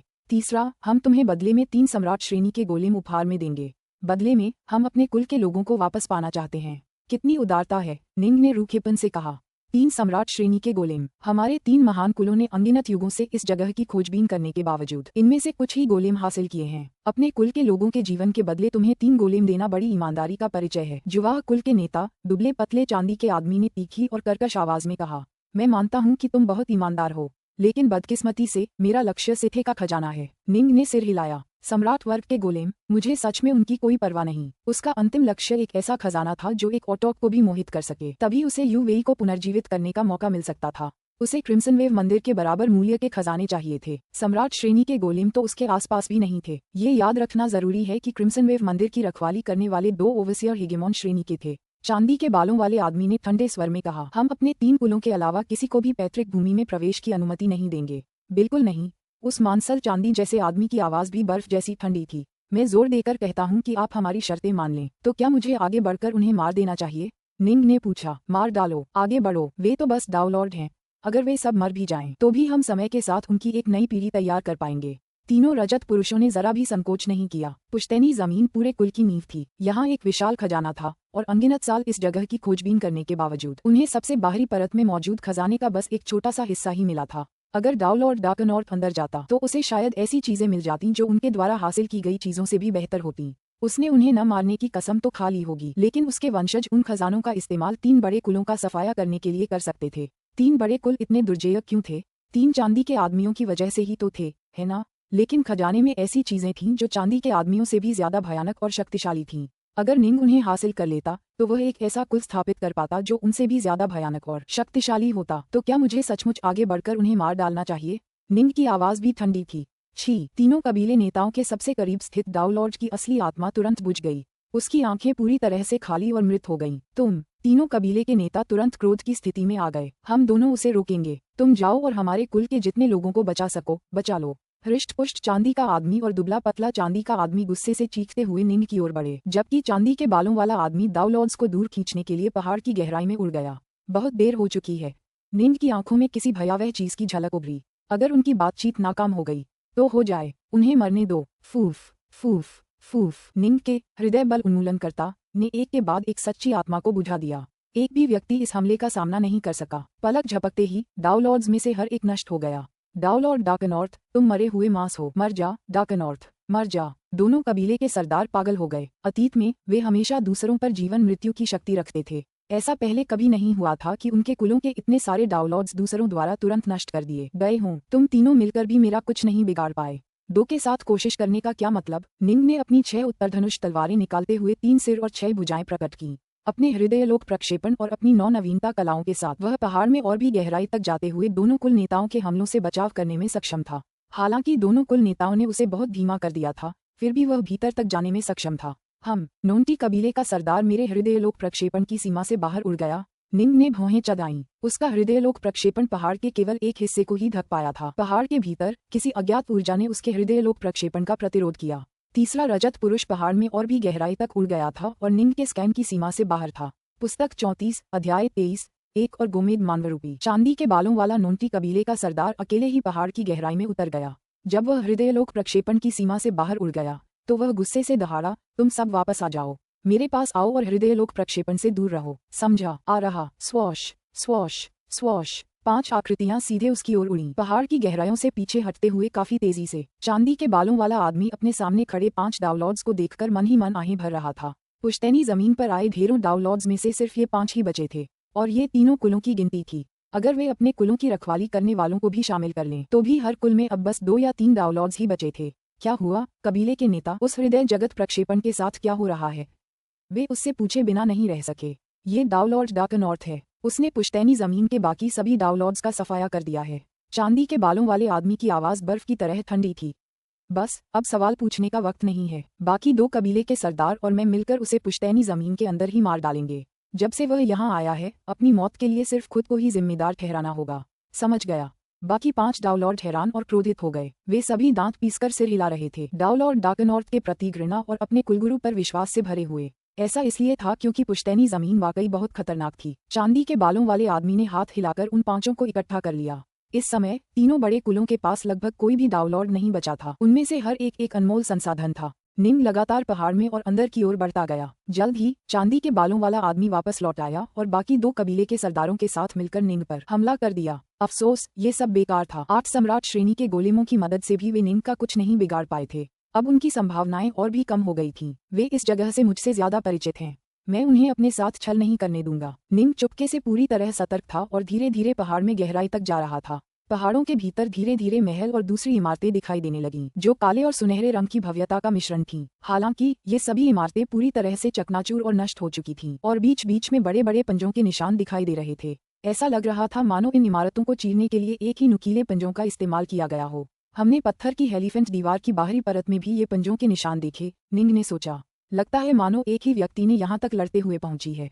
यही पत्थर की एलिफेंट दीवार का असली केंद्र होना चाहिए। उन भव्य महलों के ऊपर हवा में कुछ खजाने तैर रहे थे। हालांकि खजाने और महल दोनों ही नष्ट हो चुके थे, फिर भी उनसे अविश्वसनीय शक्ति का आभामंडल निकल रहा था। तीनों कबीले के सरदार पहले तो निंग पर लगातार हमले कर रहे थे। धीरे धीरे उन्होंने अपने हमले कम करने शुरू कर दिए, लेकिन वे उसके चारों ओर चक्कर लगाते रहे और उसके चेहरों पर मुस्कान लिए उसे देखते रहे। हम अनगिनत पीढ़ियों से अनगिनत बार इस पैतृक भूमि पर आए हैं। ये दाऊ लॉर्ड डार्कनॉर्थ सचमुच मौत को दावत दे रहा है, क्योंकि उसने इस जगह पर घुसने की हिम्मत की है। हमें उसे जल्द से जल्द मारना होगा। जैसे जैसे समय बीतता जाएगा और वह इस जगह से परिचित हो जाएगा, उसके खिलाफ साजिश करना और भी मुश्किल हो जाएगा। हाँ, चलो उसे जल्दी से मार डालते हैं। तीनों कबीले के सरदारों ने चुपके से अपनी अगली रणनीति बनाई और इस बीच निंग को अपनी मर्जी से आगे बढ़ने दिया। निंग सतर्क रहा। सिथे के अवशेष स्थल पर उसे अति आत्मविश्वास दिखाने की हिम्मत नहीं हुई। धमाका धमाका। निंग ने अपनी 9 नवीनता कलाओं का इस्तेमाल करके आसपास के इलाके पर बेतहाशा हमला किया। अगर यहाँ कोई जाल था तो वह अपनी 9 नवीनता कलाओं का इस्तेमाल करके उसे दूर से ही सक्रिय करना चाहता था। धमाका, फुफकार, कुछ अवरोध वास्तव में शक्ति से भड़क उठे, लेकिन निंग की नवनवीनता कलाओं ने उन्हें 10 लाख किलोमीटर दूर से सक्रिय कर दिया था और इसलिए उन्होंने निंग को जरा भी नुकसान नहीं पहुंचाया। डाउलॉर्ड डार्कनॉर्थ काफी सावधानी बरत रहा है। अपनी गुप्त कलाओं पर भरोसा करके वह कई खतरनाक जगहों से बच निकलने में कामयाब हो रहा है। तीनों कबीले के सरदार इतने गुस्से में थे कि उनके दांत दुखने लगे। कोई बात नहीं, एक बार वह अंदर तक चला गया तो उसका हृदय लोक प्रक्षेपण और उसकी गुप्त कलाएं बेकार हो जाएंगी। दुबले पतले चांदी जैसे आदमी ने दांत पीसते हुए कहा, यह क्या है? निंग ने अचानक एक लाश देखी जो 2 टुकड़ों में बटी हुई थी। लाश इतनी बड़ी थी मानो महलनुमा मलबे के बीच 2 पहाड़ पड़े हों। उसने एक गहरे काले रंग की मानव आकृति देखी जिसका मध्य भाग आधा कटा हुआ था। घाव के फटने की वजह से साफ लग रहा था कि उसे 2 तीखे पंजों ने चीर दिया था। निंग शरीर के भीतर गहरे स्थित अनगिनत पत्थर के रास्ते भी देख सकता था। वह तुरंत पहचान गया कि ये 2 भागों में बटा गोमेद मानव आकृति वही गोमेद मानव आकृति थी जो उसने टेरास्टाजिया में देखी थी, जिसने डॉन वॉर में अंतहीन प्रदेशों के 2 हेजेमोन्स की जान ले ली थी। उनकी आभाएं बिल्कुल एक जैसी थीं और निंग को दबाव और शक्ति का एक जैसा एहसास दे रही थीं। वह सचमुच 2 टुकड़ों में फट गया था। निंग दंग रह गया। ये जीव हेगेमॉन्स को गिराने में सक्षम था। प्राचीन हेगेमॉन भी उस गोमेद मानवरूपी की छाती में बमुश्किल ही छेद कर पाया था, लेकिन ये तो सचमुच 2 टुकड़ों में फट गया था। निंग को अच्छी तरह याद था कि पहला वाला कितना भयानक रूप से शक्तिशाली था। उसके शरीर के भीतर ग्रह की सुनहरी रेत ही उसकी उत्तरी धनुष तलवारों को विकसित और रूपांतरित करने के लिए पर्याप्त थी। फुश! निंग ने काले मानवरूपी की लाश के ऊपरी आधे हिस्से को पकड़ने के लिए हाथ बढ़ाया। उसके चारों ओर चक्कर लगा रहे तीनों कबीले के सरदार उसे रोकने के लिए आगे नहीं बढ़े। वे बस ठंडी मुस्कान के साथ देखते रहे। निंग को ऐसा महसूस हुआ जैसे वह एक साधारण मनुष्य है जो पहाड़ को हिलाना चाहता है। उसके पास लाश को जरा भी हिलाने का कोई तरीका नहीं था। ये चीज मर चुकी है। शायद इसके मुख्य क्षेत्र भी क्षतिग्रस्त हो गए हैं। पिछली बार जब मेरा सामना इनमें से किसी एक चीज से हुआ था तो मेरी उत्तरी धनुष तलवारें सुनहरी रेत पीकर विकसित हो गई थीं। इस लाश का भी मेरी तलवारों पर ऐसा ही असर हो सकता है। निंग के मन में यही विचार पौधा, लेकिन कुछ ही पल बाद उसे समझ आ गया कि तीनों कबीले नेताओं की मौजूदगी में वह अपनी उत्तरी धनुष तलवारों को धीरे धीरे उन्नत नहीं कर पाएगा और उन्हें भोजन नहीं दे पाएगा। जब मुझे बेहतर अवसर मिलेगा तो मुझे वापस आकर इस लाश के अंदर की जांच करनी चाहिए। निंग ने उसे पीछे छोड़ते हुए आगे बढ़ना जारी रखा। इस विशाल आलीशान खंडहर में अतीत में कई जीव जंतु रहे होंगे, लेकिन अब वे सब गायब हो चुके थे। निंग को ठीक से पता नहीं था कि कितनी लाशें नष्ट हो चुकी थीं और कितनी लाशें तीनों बड़े कुलों द्वारा धोकर ले जाई गई थीं। शायद एकमात्र अचल लाश यही गोमेद मणि जैसी मानव सी लाश थी। आधा दिन बिताने के बाद निंग अंततः इस विशाल महल परिसर के मुख्य क्षेत्रों में पहुंच गया। गड़गड़ाहट! इस जगह से एक अनजानी शक्ति का प्रवाह बह रहा था। इसने निंग की गुप्त कलाओं और हृदय लोक प्रक्षेपण को पूरी तरह से अवरुद्ध कर दिया था, जिससे उनका फैलना असंभव हो गया था। अरे! निंग को अपने सामने कुछ गोलेम टिमटिमाते हुए दिखाई दे रहे थे। साफ था कि वे इस जगह पर पीछे हट गए थे। सम्राट वर्ग के सभी गोलेम यहाँ हैं। निंग इस क्षेत्र से प्रवाहित हो रही अज्ञात शक्ति को घूर रहा था। हालांकि उसे आभास हो रहा था कि शक्ति काफी कमजोर थी। उसने दूर तक देखा, जहां विशाल स्तंभों की एक श्रृंखला शक्ति की तरंगें उत्पन्न करती दिखाई दे रही थी जो इस अज्ञात ऊर्जा को पोषित कर रही थीं। कई स्तंभ गिर गए थे या नष्ट हो गए थे और कई क्षतिग्रस्त भी हो गए थे। केवल एक छोटा सा अंश ही सुरक्षित बचा था। वे मेरे लिए कोई खतरा नहीं है। वे मुझे कोई नुकसान नहीं पहुंचा सकते। चीजों को परखने के बाद निंग सीधे उस क्षेत्र में चला गया। तीनों कबीले के सरदारों ने एक दूसरे को देखा और फिर निंग के पीछे पीछे चल पड़े। उन्होंने निंग पर हमला भी नहीं किया, बस पीछे से उसका पीछा किया। निंग ने उनकी बात अनसुनी कर दी। उनसे लड़ने का कोई मतलब नहीं था, क्योंकि वह हमेशा रक्षात्मक मुद्रा में रहता था। ये डाउलॉर्ड डार्कनॉर्थ काफी सतर्क आदमी है। दुनिया की सारी सावधानी भी उसके लिए कुछ नहीं कर पाएगी। वह जल्द ही मर जाएगा। तीनों कबीले के नेता निंग के खिलाफ साजिश रचते रहे। जहां तक निंग की बात है, उसने आसपास के इलाके का ध्यान से निरीक्षण किया। देखने से लग रहा था कि यह कभी एक विशाल सिथे महल परिसर था। सर्वोच्च पदस्थ सदस्यों के निवास सबसे मध्य में होने चाहिए थे और वहीं सुरक्षा व्यवस्था सबसे कड़ी होनी चाहिए थी। लेकिन रास्ते में आने वाली हर चीज उस पंजों वाले हमलावर ने तहस नहस कर दी थी। जल्द ही निंग इस महल परिसर के बिल्कुल मध्य में पहुंच गया। यह क्या है? निंग ने टूटी हुई दीवारों के बीच से दूर तक देखा। उसे जमीन पर पड़ी एक पहाड़ी जितनी बड़ी गोमेद जैसी मानव शरीर दिखाई दी। दरअसल निंग ने कुल 3 लाशें देखीं। 3 और गोमेद मानव जैसी लाशें। निंग दंग रह गया। ये जगह निश्चित रूप से सिथे के लिए एक बेहद महत्वपूर्ण जगह थी। अचानक फुस फुस फुस 4 आकृतियां अचानक दूर से तेज गति से उसकी ओर उड़ीं। चारों की गति प्रकाश की गति से 100 गुना से भी ज्यादा तेज थी, जिससे निंग का चेहरा पीला पड़ गया। ये याद रखना जरूरी है कि तीनों कबीले के सरदार खुद प्रकाश की गति से 100 गुना ज्यादा गति से चल रहे थे। निंग ने खुद अभी तक इस सीमा को पार नहीं किया था। यहाँ तक कि शाश्वत सम्राटों के बीच भी प्रकाश की गति से 100 गुना ज्यादा तेज चलना बेहद मुश्किल था। हालांकि निंग पर हमला करने वाले चारों व्यक्ति इस सीमा को पार कर चुके थे। निंग को तुरंत एहसास हुआ कि उसका अवचेतन मन उस पर उस खतरे के बारे में चिल्ला रहा है जिसमें वह फंसा हुआ है। वह समझ गया कि ये चारों व्यक्ति तीनों कबीले के सरदारों से कहीं ज्यादा शक्तिशाली थे। जो भी बाहरी व्यक्ति सीधे भूमि में घुसेगा उसे बिना किसी अपवाद के मार दिया जाएगा। मारना, तुम तीनों इस घुसपैठिए को रोकने में हमारी मदद करो। चारों आकृतियां तेज गति से नींद की ओर उड़ते हुए आदेश दे रही थीं। हाँ, महामहिम, तीनों रजत पुरुषों ने वापस पुकारा। वे अनुष्ठानिक बलिदान के बाद सिथे जाति के सदस्य बन गए थे और इस प्रकार सिथे द्वारा उन्हें स्वीकार कर लिया गया था। यही कारण था कि उन पर हमला नहीं किया गया। मार डालो। उनमें से एक आकृति पूरी तरह से धूसर रंग की थी और उसके हाथ में एक छोटा भाला था। भाले की नोक पर धूसर प्रकाश के भंवर दिखाई दे रहे थे। जब उसने अपना पूरा शरीर पीछे की ओर झुकाया, फिर उसे तेजी से आगे की ओर फेंका। झपटा। छोटा भाला हवा में उछला, उन चारों आकृतियों से कहीं ज्यादा तेज, और अपने अंदर एक भयानक शक्ति लिए हुए सीधे निन की ओर बढ़ा। निन को तुरंत समझ आ गया कि अगर उसने खुद को इन दुश्मनों से घिरने दिया तो उसकी मौत तय है। पुस्तक 34, अध्याय 24, निमंत्रण। यही हमारा मौका है। तीनों कबीले के नेता इस पूरे समय जी निंग का पीछा कर रहे थे। उसे कभी भी अपने से ज्यादा दूर नहीं जाने दे रहे थे। अब वे सभी उत्साह से सीधे उसकी ओर दौड़ पड़े। उसे धीमा करो। अगर हम उसे थोड़े समय के लिए बांध सकें तो वह बर्बाद हो जाएगा। तीनों कबीले के नेता आत्मविश्वास से भरे हुए थे क्योंकि उनके लिए डाउल और डाकनॉर्थ को बांधना काफी आसान था। धमाका। छोटा भाला निंग के सामने आ ही गया था। निंग ने अपने हाथ में एक सुनहरा रत्न निकाला। उस सुनहरे रत्न में सुनहरे रेशम के रेशे थे। उसने उसे तुरंत कुचल दिया, जिससे एक अद्भुत शक्ति की लहर फैल गई और उसके पूरे शरीर को रेशमी सुनहरे प्रकाश की परतों से ढक दिया।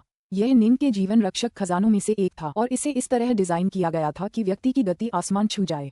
मर जाओ। दुबला पतला चांदी जैसा आदमी हाथ में तेज कील लिए सीधे निंग की ओर बढ़ा। फुफ। निंग एक भूतिया अंदाज में चला। पल भर में प्रकाश की गति से 100 गुना ज्यादा तेजी से ऊपर चला गया और अपने पीछे सिर्फ एक सुनहरी रोशनी की लकीर छोड़ गया। वह वाकई बहुत तेज था। खजाने के सहारे वह रेजेंट किंग से भी तेज चल पाया। छोटा भाला फिर भी निंग के सामने आ पहुंचा। वह उड़ते हुए ही दिशा बदलने में कामयाब हो गया था। खड़खड़ाहट। निंग ने इसे हल्के में लेने की हिम्मत नहीं की। उसने एक साथ सभी 6 उत्तरधनुष तलवारों का इस्तेमाल करके उसे रोक दिया और तभी उसे लगा कि उस वार से उसकी शक्ति में एक शक्तिशाली उछाल आया है। निंग खुद को रोक नहीं पाया और कुछ कदम पीछे हट गया और जल्दी से पीछे हटते हुए सुनहरी बिजली की एक चमक में बदल गया जो भाग गई। जहां तक छोटे भाले की बात है, टक्कर से वह एक तरफ गिर गया। वह सीधा फुमो कबीले के सरदार की ओर उड़ गया, जिससे उस बलिष्ठ चांदी जैसे आदमी को जल्दी से एक तरफ हटना पड़ा। उसे भागने मत दो। उसे धीमा करो। वह इतना तेज कैसे हो सकता है? हालांकि तीनों कबीले के नेता बेहद चिंतित थे, लेकिन वे कुछ नहीं कर सकते थे सिवाय इसके कि निंग को सुनहरी रोशनी की एक अविश्वसनीय रूप से तेज गति में बदलते हुए देखें, जो उसके पीछे पीछा कर रहे 4 आकृतियों से भी तेज लग रही थी। झटपट। निंग दूर उड़ता हुआ दूर चला गया। वह तो भाग निकला।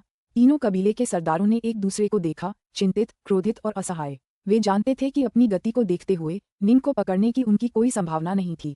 फुश फुश फुश। चारों आकृतियां उनकी ओर उड़ीं और रुक गईं और अपने चेहरों पर बदसूरत भाव लिए निंग को दूर भागते हुए देखने लगीं। तुम तीनों बेकार के कूड़े के टुकड़े। उनमें से एक ने तीनों कबीले के सरदारों की तरफ तिरस्कार भरी नजरों से देखा। तुम इतना आसान काम भी नहीं कर सकते। अगर तुम उसे कुछ सेकंड के लिए भी धीमा कर पाते तो हम उसे घेर कर जरूर मार डालते। हम पुराने सच्चे सिथे के कोई भी सिल्वर डाउनलॉर्ड तुमसे कहीं ज्यादा ताकतवर थे। तुम सबसे कमजोर सिल्वर डाउनलॉर्ड हो जिनका हम भाइयों ने कभी सामना किया है। हर सिथे को सिल्वर डाउनलॉर्ड बनने की अनुमति नहीं थी। पहले उसे सर्वोच्च डाउनलॉर्ड स्तर तक पहुंचना होता था। सिथे प्रशिक्षण विधियों के अनुसार उनके पास साधकों की तुलना में अनुपातिक रूप से कहीं अधिक सर्वोच्च डाउनलॉर्ड थे। तीनों कुल नेताओं की कमजोरी दाव की उनकी कमजोरी थी। अगर वे सर्वोच्च डाउनलॉर्ड स्तर पर होते तो निंग का अंत बहुत पहले ही हो चुका होता। तीनों कबीले के सरदारों ने चापलूसी से मुस्कुराते हुए कोई बहस नहीं की, लेकिन मन ही मन वे बड़बड़ा रहे थे। ये चारों तो गोलेम से ज्यादा कुछ नहीं थे। किस हक से उन्होंने इतना घमंड दिखाया? सचमुच ये चारों गोलेम सम्राट श्रेणी के थे, लेकिन बाकियों से कहीं ज्यादा शक्तिशाली थे। उनमें से हर एक पवित्र नगरों के स्वामी के बराबर था। हालांकि निंग भी मुश्किल से ही उस स्तर तक पहुंचा था, फिर भी उसमें कई कमियां थीं। अगर उसे किसी पवित्र नगर के असली स्वामी से लड़ना होता तो वह पूरी तरह से पराजित हो जाता। हालांकि ये चारों गोलेम पवित्र नगर के स्वामी से लड़ने में पूरी तरह सक्षम थे। 4 सीनियर्स डाउल और डाकनॉर्थ हमारे निषिद्ध क्षेत्र में घुस आया है और उसे मार देना चाहिए। चांदी के बालों वाले आदमी ने कहा। हमें उसका पीछा करके उसे मार देना चाहिए। हमारी जिम्मेदारी इस निषिद्ध क्षेत्र की निगरानी और रक्षा करना है। चूंकि वह पहले ही भागकर इस क्षेत्र को छोड़ चुका है, इसलिए स्वाभाविक है कि हम उसका आगे पीछा नहीं करेंगे। अगर आप ऐसा करना चाहते हैं तो यह आपका काम है। चारों आकृतियों ने तीनों कुल प्रमुखों को ठंडी नजरों से देखा, फिर मुड़कर उड़ गए। वे सचमुच इन तीनों कुल प्रमुखों को नीची नजरों से देखते थे। हालांकि वे अनुष्ठानिक बलिदान के कारण सिथे के सदस्य थे, लेकिन सच्चे सिथे विशेषज्ञों की तुलना में वे वाकई बहुत कमजोर थे। वे 4 मूर्ख। तीनों कबीले के सरदारों ने गुस्से से दांत पीस लिए। वे गोलेम से ज्यादा कुछ नहीं हैं। वे हमेशा सिथे जाति के आदेशों का पालन करने के अलावा कुछ नहीं करेंगे। यह क्षेत्र स्पष्ट रूप से पूरी तरह से नष्ट हो चुका है, फिर भी वे इसकी रक्षा करते रहते हैं और इसे एक प्रतिबंधित क्षेत्र मानते हैं। गोलेम से नाराज होने की क्या जरूरत है? तीनों कबीले के नेता मुड़े और चले गए। हाल के वर्षों में उन्होंने जितने भी सम्राट श्रेणी के गोलेम पकड़े थे वे सभी काफी कमजोर थे और सर्वोच्च डाउनलॉर्ड्स के बराबर थे। वे 4 सबसे शक्तिशाली गोलेमों से लड़ने की भी हिम्मत नहीं कर सकते थे। उन्हें पकड़कर जबरदस्ती बांधना तो दूर की बात थी, खजाने से मिली गति वृद्धि के कारण निंग जल्दी ही अपने पीछा करने वालों से आगे निकल गया। ओह, उन्होंने वास्तव में पीछा नहीं किया। काफी दूर भागने के बाद निंग ने मुड़कर देखा कि चारों आकृतियां 3 कबीले नेताओं के साथ बातचीत कर रही थीं और उसके बाद चारों आकृतियां मुख्य क्षेत्रों में लौट रही थीं। मैंने जो देखा उसके हिसाब से वे चारों आकृतियां गोलेम होनी चाहिए थीं। निंग ने सिर हिलाया। गोलम वाकई इतने शक्तिशाली हो गए। गोलेम पर सिथे की महारत हमसे कहीं ज्यादा थी। अनंत प्रदेशों की 6 शक्तियों ने जो गोलेम हासिल किए थे उनके आधार पर ऐसा लग रहा था मानो सम्राट वर्ग के गोलेमों में शक्ति के अलग अलग स्तर थे। जिन गोलेमों से उसने लड़ाई की थी वे सभी कमजोर थे, जबकि इस बार उसे आखिरकार मजबूत गोलेम मिले। मुझे यहाँ पहले ही 4 गोमेद मानव जैसी लाशें मिल चुकी हैं।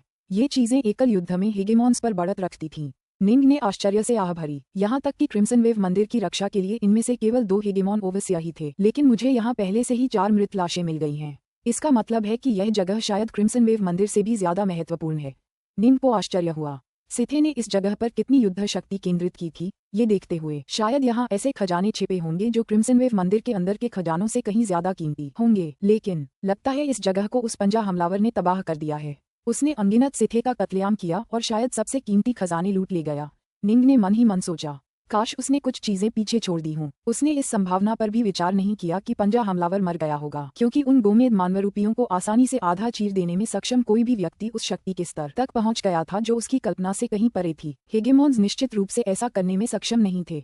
फिर शायद अन्य लोगों के स्वामी या फिर पौराणिक ऑटोक्स फू। उड़ते हुए निंग लगातार अपने आसपास के विशाल महल के खंडहरों पर नजर रख रहा था। वह बेतरतीब ढंग से उड़ने की हिम्मत नहीं कर पा रहा था, क्योंकि उसे डर था कि कहीं सिथे द्वारा छोड़े गए किसी जाल या तंत्र को गलती से सक्रिय न कर दे। इस तरह तीनों कबीले के नेता जल्दी से उसके पास पहुंच गए। निंग ने उन्हें तिरछी नजर से देखा। खुद को भाग्यशाली समझो कि तुम उससे बच गए, मांसल चांदी के आदमी ने ठंडी हंसी के साथ कहा। तुम एक बार बच गए, लेकिन हर बार नहीं बचोगे। मैं तुमसे विनती करता हूँ कि तुम हमारे पुश्तैनी इलाके को तुरंत छोड़ दो, वरना शायद यहीं मर जाओगे। सिथे ने अपने पीछे कई भयानक अवरोध और रक्षक छोड़े हैं, हालांकि उनमें से ज्यादातर नष्ट हो गए और कुछ ही बचे। फिर भी उनमें से कोई भी तुम्हारी नन्ही जान लेने के लिए काफी होगा। पुश्तैनी इलाके छोड़ दो और कुछ और जी लो, दुबले पतले चांदी के आदमी ने कहा। निंग ने उन्हें पूरी तरह नजरअंदाज कर दिया। वह उन्हें हरा तो नहीं सकता था, लेकिन वे उसका कुछ नहीं बिगाड़ सकते थे। मुझे बस हर समय सावधान रहना है, उन्हें कोई मौका नहीं देना है। निंग ने अपने आसपास के माहौल का ध्यान से जायजा लिया। कल्पना की कि महल के खंडहर पहले कैसे दिखते होंगे और इस तरह अंदाजा लगाया कि कुछ खजाने कहाँ छिपे हो सकते हैं। नक्काशी को देखते हुए वहाँ कोई दूसरा गठजोड़ होना चाहिए था। निंग ने अपनी खोज जारी रखी और जल्दी ही मलबे के ढेर में एक पाषाणकालीन पत्थर की मूर्ति खोज निकाली। ये पत्थर की मूर्ति 3 सिर वाले शेर जैसी लग रही थी। अरे, इस मूर्ति की शैली सिथे इमारतों से कुछ अलग लग रही है।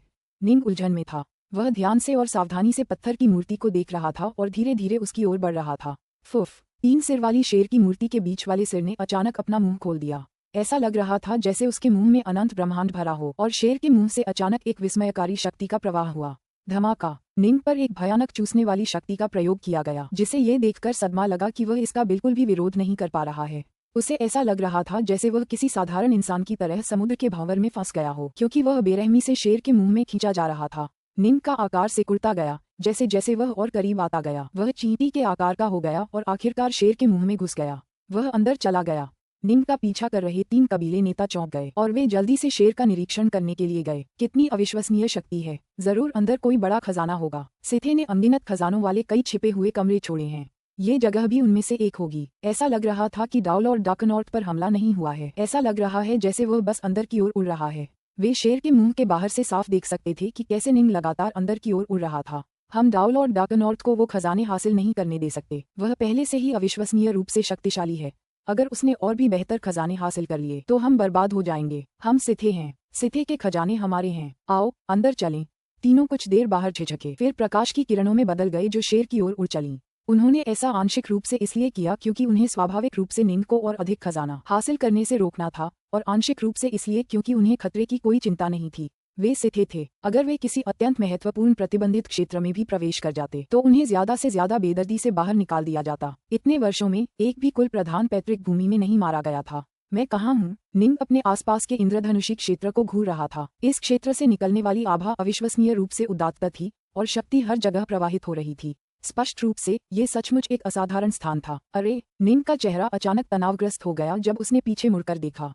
वे भी अंदर आ गए। 3 चांदी के आदमी उड़कर वहां पहुंचे, उनके चेहरों पर उत्साह के भाव थे। जैसे ही उन्होंने इस क्षेत्र की आभा और शक्ति को महसूस किया, उन्हें समझ आ गया कि यह एक असाधारण जगह है। डाउ लॉर्ड डार्कनॉर्थ, आपका बहुत बहुत धन्यवाद। अगर तुम न होते तो हम इस जगह की खोज कभी नहीं कर पाते। तीनों कबीले के नेता बहुत खुश थे। ठीक इसी क्षण एक मानव आकृति अचानक इस चमकीले रणधनुष क्षेत्र के मध्य में एकत्रित हुई।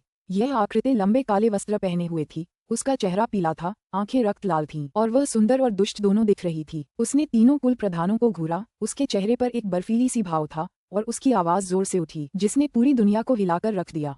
मैंने इस साधक को अंदर आने के लिए आमंत्रित किया था, लेकिन तुम तीनों से थे कि भी इतनी हिम्मत कैसे हुई कि तुम भी अंदर घुस आए? क्या तुम्हें लगता है कि तुम एक तानाशाह के क्षेत्र में घुसने के लायक हो?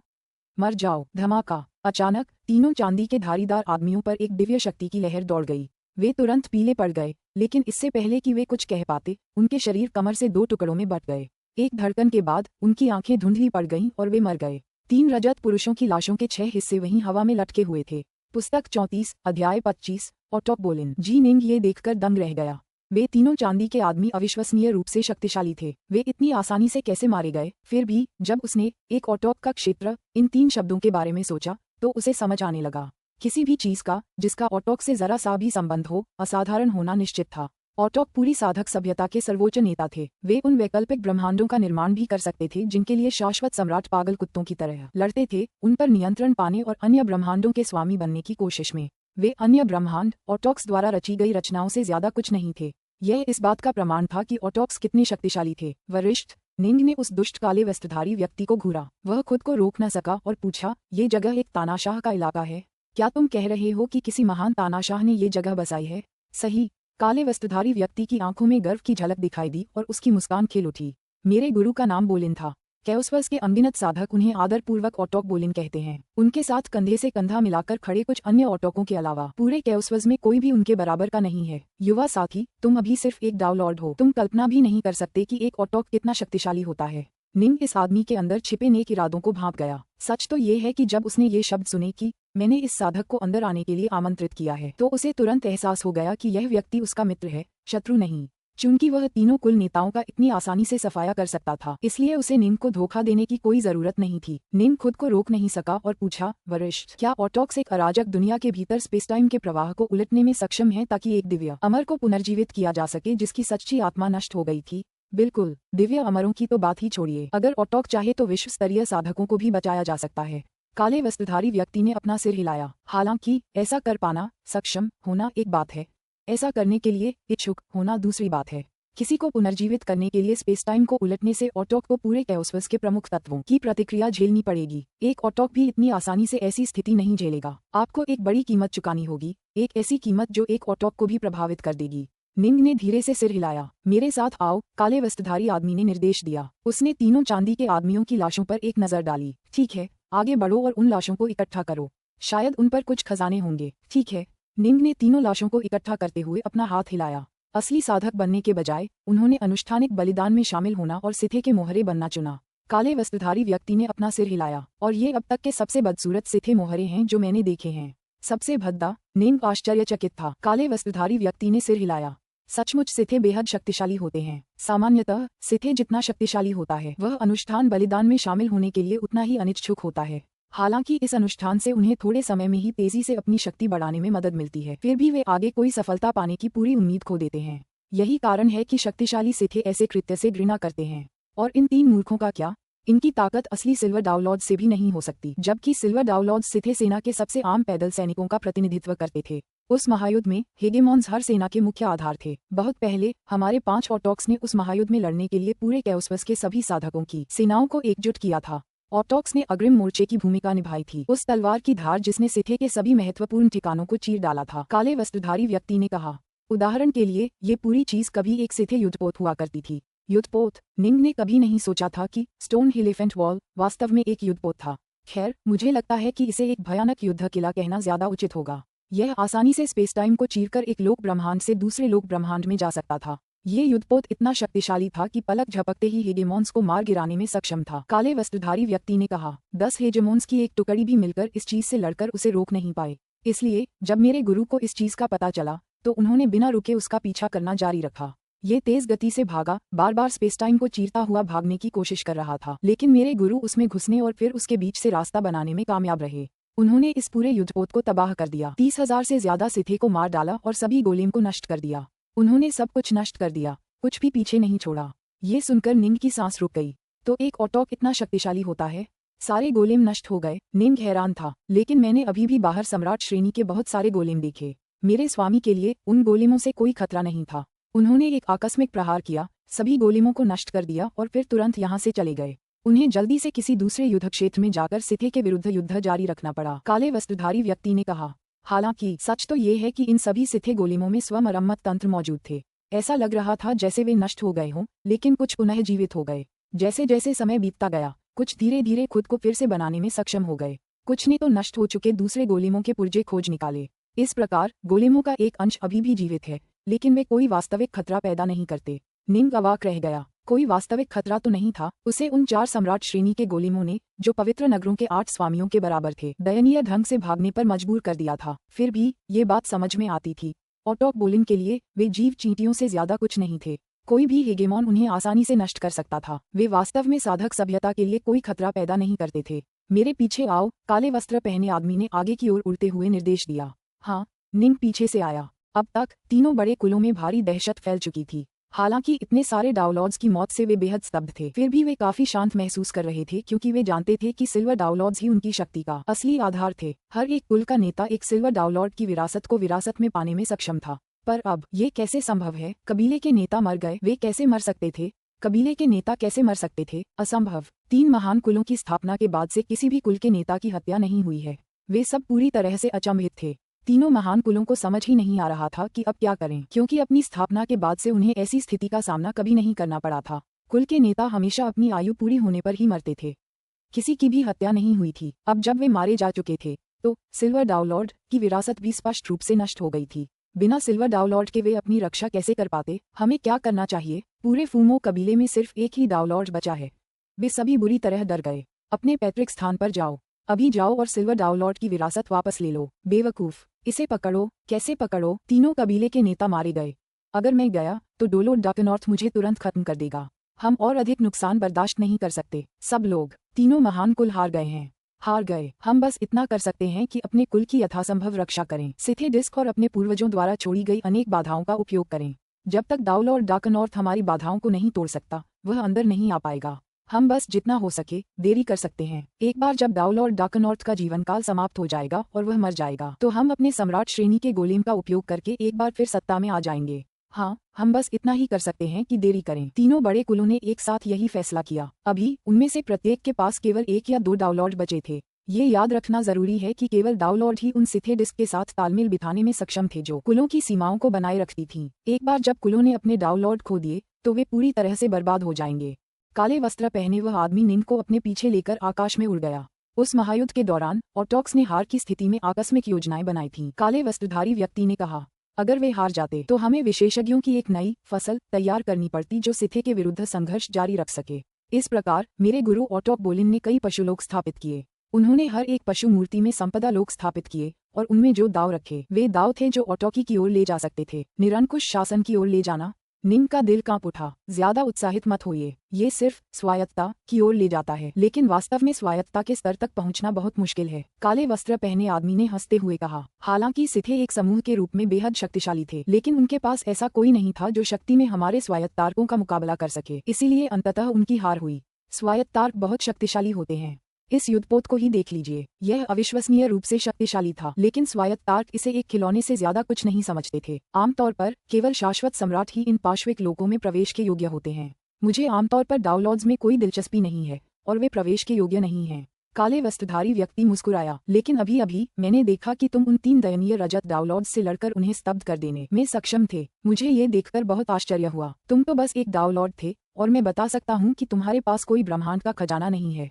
तुम्हारे लिए ऐसी शक्ति का प्रदर्शन करना सचमुच बहुत दुर्लभ है, इसीलिए मैंने तुम्हें प्रवेश की अनुमति दी। मुझे आशा है कि तुम मुझे निराश नहीं करोगे। पुस्तक 34 अध्याय 26 दावबत। हम यहाँ हैं। काले वस्त्र पहने आदमी ने दूर की ओर इशारा किया। जी निंग ने उसकी निगाहों का पीछा किया तो देखा कि एक ताओवादी वेदी हवा में लटकी हुई थी और उसके ऊपर 9 खंभे थे। कितना अजीब है, यह क्षेत्र बहुत बड़ा है लेकिन पूरी तरह खाली है। यहाँ सिर्फ यही ताओवादी वेदी है। निंग थोड़ा उलझन में था, लेकिन फिर भी वह काले वस्त्र पहने उस आदमी के पीछे पीछे वेदी की ओर उड़ता रहा। फुसफुसाहट। जैसे ही वे वेदी के ऊपर पहुंचे, निंग ने तुरंत अपने नथुनों में एक खास खुशबू महसूस की। उसका दिमाग तेज हो गया और उसकी सोचने की गति भी तेजी से बढ़ने लगी। यह एक अद्भुत प्रभाव था जो पुनर्मिलन के पत्थर के धूपदान जैसा लग रहा था। यह वेदी आपको अपना मन एकाग्र करने और दाव पर ध्यान लगाने में मदद करती है, काले वस्त्रधारी व्यक्ति ने कहा। आखिरकार एक ऑटोवर्क का दाव अथाह गहरा और रहस्यमय होता है। शाश्वत सम्राटों के लिए भी बिना मदद के इसे याद रखना बेहद मुश्किल होगा। यहाँ उस वृत्त के केंद्र में पद्मासन में बैठ जाओ। काले वस्त्रधारी व्यक्ति ने लगभग 9 मीटर व्यास वाले एक वृत्त की ओर इशारा किया। वहाँ पद्मासन में बैठो और आसपास के क्षेत्र को देखो। वहाँ तुम्हें ऑटोक का दाव मिलेगा। हाँ सीनियर। निंग को लगा कि उसकी धड़कनें तेज हो गई हैं। बहुत कम ही चीजें थीं जो उसे इतना बेचैन और उत्सुक महसूस करा सकती थीं। वह घेरे में चला गया, कमल की मुद्रा में बैठ गया और फिर अपने आसपास के माहौल को घूरने लगा। अरे, निंग का चेहरा पीला पड़ गया। उसके आसपास का विशाल क्षेत्र, जो पहले खाली और सब कुछ से रहित था, अचानक एक ताव के निशान प्रकट होने लगे। धमाका। उसके सामने खाली जगह में अचानक एक लाल लाल पक्षी प्रकट हुआ, अपने पंख फैलाए और आसमान की ओर उड़ता हुआ। उसका दाव विशाल और विस्मयकारी था, जो हर चीज को जलाकर राख कर रहा था।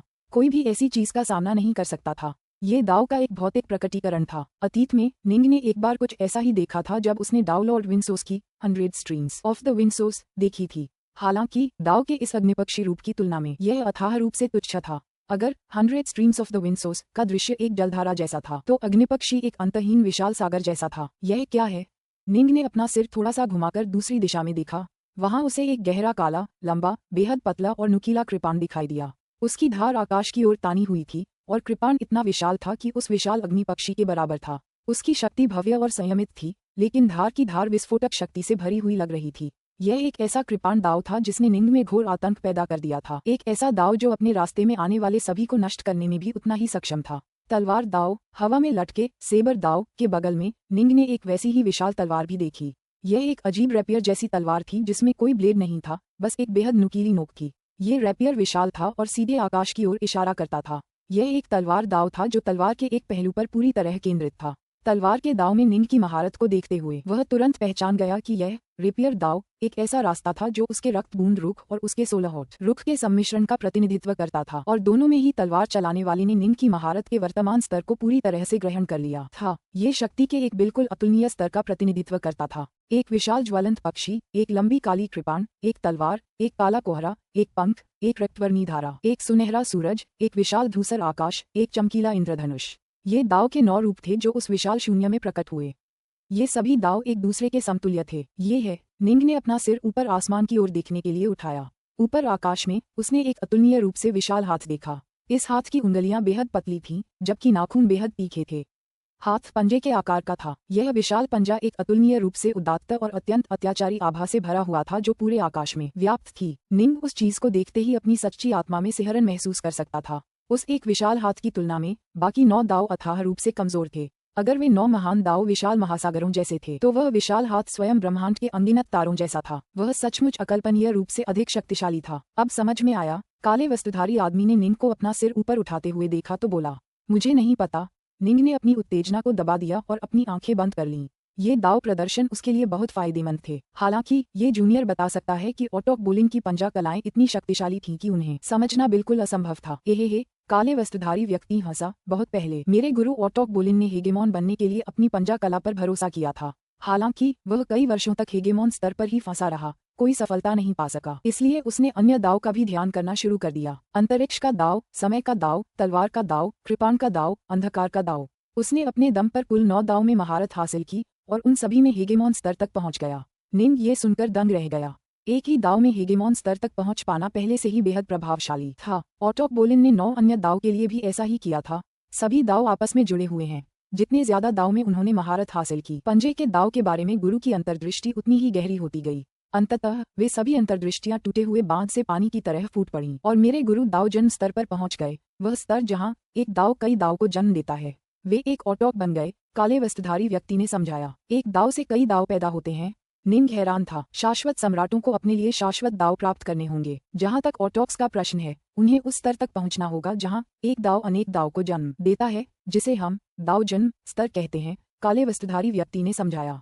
शीर्ष पर सभी दाव एक दूसरे से जुड़े होते हैं। यही कारण है कि एक बार जब आप ऑटोक स्तर पर पहुंच जाते हैं तो आपको स्वाभाविक रूप से कई दाव की जानकारी प्राप्त हो जाएगी जिनका आपने पहले कभी प्रशिक्षण भी नहीं लिया था। उदाहरण के लिए मेरे गुरु अपने पंजे के दाव के माध्यम से दावबत स्तर तक पहुंचने में सफल रहे।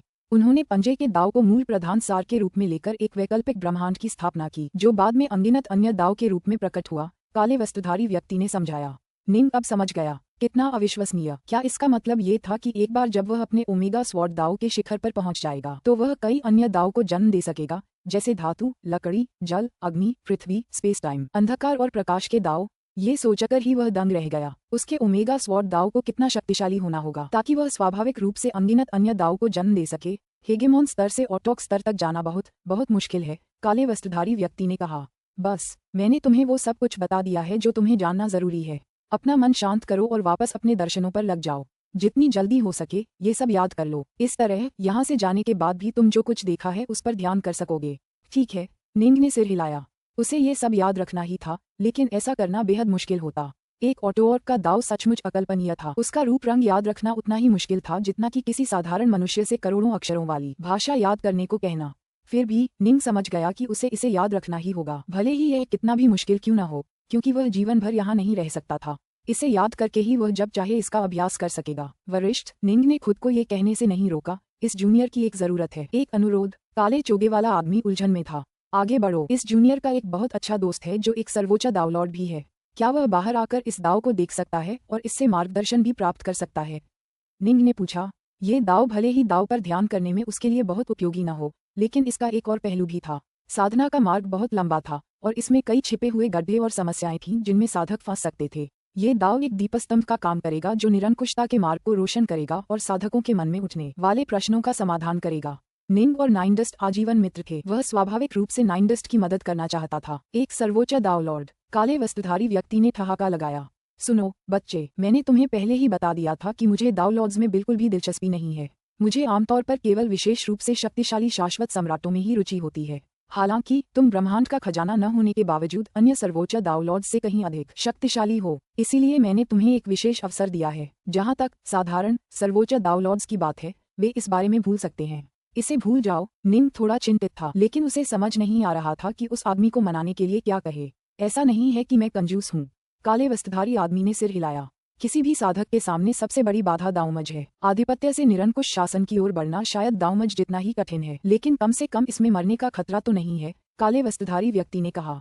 लेकिन दावमज न केवल कठिन है, बल्कि असफल होने पर घातक भी है। अगर आप असफल हो गए तो आपकी मृत्यु निश्चित है और आपका दाव लुप्त हो जाएगा। इस प्रकार समग्र रूप से साधक सभ्यता को दावलॉर्ड्स की उतनी परवाह नहीं है। हर पीढ़ी में दावलॉर्ड्स की नई फसलें पैदा होती हैं, जबकि दावलॉर्ड्स की पिछली फसल नष्ट हो चुकी होती है। बहुत कम सर्वोच्च दावलॉर्ड्स ही शक्ति के हेगेमॉन स्तर तक पहुंच पाते हैं, काले वस्त्रधारी व्यक्ति ने कहा। इसलिए सर्वोच्च दावलॉर्ड्स पर इतना समय या ऊर्जा बर्बाद करना वास्तव में उचित नहीं है। निंग अवाक रह गया। उसे मानना पड़ा कि उस आदमी की बात सही थी। आज तक अनंत प्रदेशों में केवल 3 ही हेगेमॉन थे। कोई भी कल्पना कर सकता था कि वाइनसेज, डॉनस्टार, रेडिएंट किंग और यहाँ तक कि स्वयं निंग सहित सर्वोच्च दावलॉर्ड्स की यह वर्तमान पीढ़ी अंततः कैसे नष्ट हो जाएगी। उनके बीच से एक भी हेगेमॉन का उभरना अविश्वसनीय भाग्य का झटका होगा। सबसे संभावित परिणाम ये था कि वे सभी असफल हो जाएंगे और सभी मर जाएंगे। लेकिन तुम थोड़े खास हो। अगर तुम सचमुच दावमज में कामयाब हो गए तो तुम ज्यादातर हेगेमॉन से जरूर ज्यादा ताकतवर हो जाओगे, काले वस्त्रधारी आदमी ने कहा। यही एकमात्र वजह है कि मैं तुम्हें मौका दे रहा हूँ। मुझे दूसरे सर्वोच्च दावलॉर्ड्स पर अपना समय बर्बाद करने की कोई जरूरत नहीं है। पुस्तक 34, अध्याय 27, 120 मिलियन वर्ष। सभी चीजों और सभी प्राणियों को एक मौका दिया जाता है। जी निंग ने जवाब देने से खुद को रोक नहीं पाए। काले वस्त्र पहने आदमी थोड़ा रुका। इन शब्दों ने उसे सचमुच भावुक कर दिया था, क्योंकि ये आस्था की नींव थे जिन पर सभी साधक विश्वास करते थे। दुनिया में कोई निरपेक्षता नहीं होती, हमेशा एक संभावना होती है, चाहे वह कितनी भी कम क्यों न हो। हाँ, तुम्हारी बात तो सही है। काले चोगे वाला आदमी उत्सुकता से निंग की तरफ मुस्कुराया। तो मैं तुम्हारे उस दोस्त को एक मौका दूंगा। सचमुच? निंग खुश हुआ। उसे बस किसी बाहरी मदद या ब्रह्मांड के खजाने पर निर्भर हुए बिना एक सम्राट श्रेणी के गोलेम को पकड़ना है। अगर वह ऐसा कर सकता है तो मैं उसे यहाँ ध्यान करने दूंगा, काले वस्त्रधारी व्यक्ति ने कहा। निंग ये सुनकर दंग रह गया। सम्राट श्रेणी के गोलेम को पकड़ना? इन सिथे खंडहरों में मौजूद सभी गोलेम कम से कम सर्वोच्च दावलॉर्ड स्तर के थे। निंडस्ट सेक्लॉर्ड के लिए उनमें से किसी एक को पकड़ना बेहद मुश्किल होगा। यही उसका मौका और अवसर है, काले वस्त्रधारी आदमी ने कहा। मैंने उसे मौका दिया है। अगर वह इसका फायदा उठा पाता है तो मैं उसे यहाँ प्रशिक्षण का अवसर दूंगा। अगर वह नहीं उठा पाता तो फिर कोई चारा नहीं है। मुझे साधारण डाउनलोड्स में बिल्कुल भी दिलचस्पी नहीं है। समझ गया, शुक्रिया सीनियर। निंग ने अपनी किस्मत आजमाने की हिम्मत नहीं की। उसने तुरंत कहा, मेरा दोस्त मेरी निजी संपत्ति के खजाने में है। क्या मैं तुम्हें बाहर भेज दूंगा। अपने दोस्त के लिए कुछ इंतजाम करो, फिर अंदर आना, काले चोगे वाले आदमी ने कहा। स्वीकार किया, निंग ने सहमति व्यक्त की। काले चोगे वाले आदमी ने अपनी आस्तीनें हिलाईं। फुश, निंग तुरंत पीछे की ओर उड़ गया और उसके चारों ओर जगह घूम गई। चींटी के आकार का निंग उस पत्थर की शेर की मूर्ति के मुंह से उड़कर बाहर आ गया और बाहर निकलते ही अपने सामान्य आकार में आ गया। हालांकि शेर का मुंह खुला रहा, वह जब चाहे तब फिर से अंदर आ सकता था। फुश, निंग ने अपना हाथ हिलाया, जिससे नाइनडस्ट बाहर आ गया। कैसा रहा डार्कनॉर्थ? निंगडस्ट ने बाहर निकलते ही निंग से पूछा और बाहर निकलते ही आसपास के इलाके पर नजर दौड़ाई। जो कुछ उसने देखा उसे देखकर वह दंग रह गया। ये कौन सी जगह है? यह मलबा क्या है? रुको, मुझे वहाँ कुछ मूर्तियाँ दिखाई दे रही हैं। वे बिल्कुल अद्भुत लग रही हैं। क्या यही वह गुप्त जगह है जिसके बारे में तुम बात कर रहे थे? यहाँ कोई क्यों नहीं है? तीनों कबीले के सरदार कहाँ हैं? शांत हो जाओ और आराम करो, निंग ने कहा। एक एक करके एक ही सवाल। मेरी बात सुनो। निंग ने शुरू से ही पूरी बात बतानी शुरू की, यहाँ तक कि निंडस्ट को ऑटोक के इलाके के बारे में सब कुछ बता दिया। वरिष्ठ ने कहा है कि अगर तुम ब्रह्मांड के खजाने या बाहरी शक्ति स्रोतों का सहारा लिए बिना अकेले ही सम्राट श्रेणी के गोलेम को पकड़ सकते हो, तो वह तुम्हें प्रशिक्षण भी देंगे। निंग ने बेबसी से कहा, यही एकमात्र तरीका है जिससे वह तुम्हें अंदर आने देंगे। ऑटो ऑर्क, एक दाव कई दाव को जन्म देता है। इसके बारे में सोचना भी अकल्पनीय है। नाइनडस्ट ने उत्साह से कहा, हाँ, मैं सोच रहा था कि कौन इतना अद्भुत होगा जो इतना नुकसान पहुंचा सके। तो यह एक ऑटोवर्क ही था जिसने इस जगह को बर्बाद कर दिया। बहुत बहुत धन्यवाद डार्कनॉर्थ। मुझे ये छोटा सा मौका मिलना ही मेरे लिए एक वरदान था। मैं अपनी पूरी कोशिश करूंगा। मेरी वर्तमान शक्ति को देखते हुए मुझे अभी भी उन सम्राट श्रेणी के गोलेमों में से एक को पकड़ने का मौका मिलना चाहिए। ठीक है, निंग ने सिर हिलाया। फिर भी वह जानता था कि नाइनडस्ट तीनों कुल नेताओं में से किसी से भी काफी कमजोर था।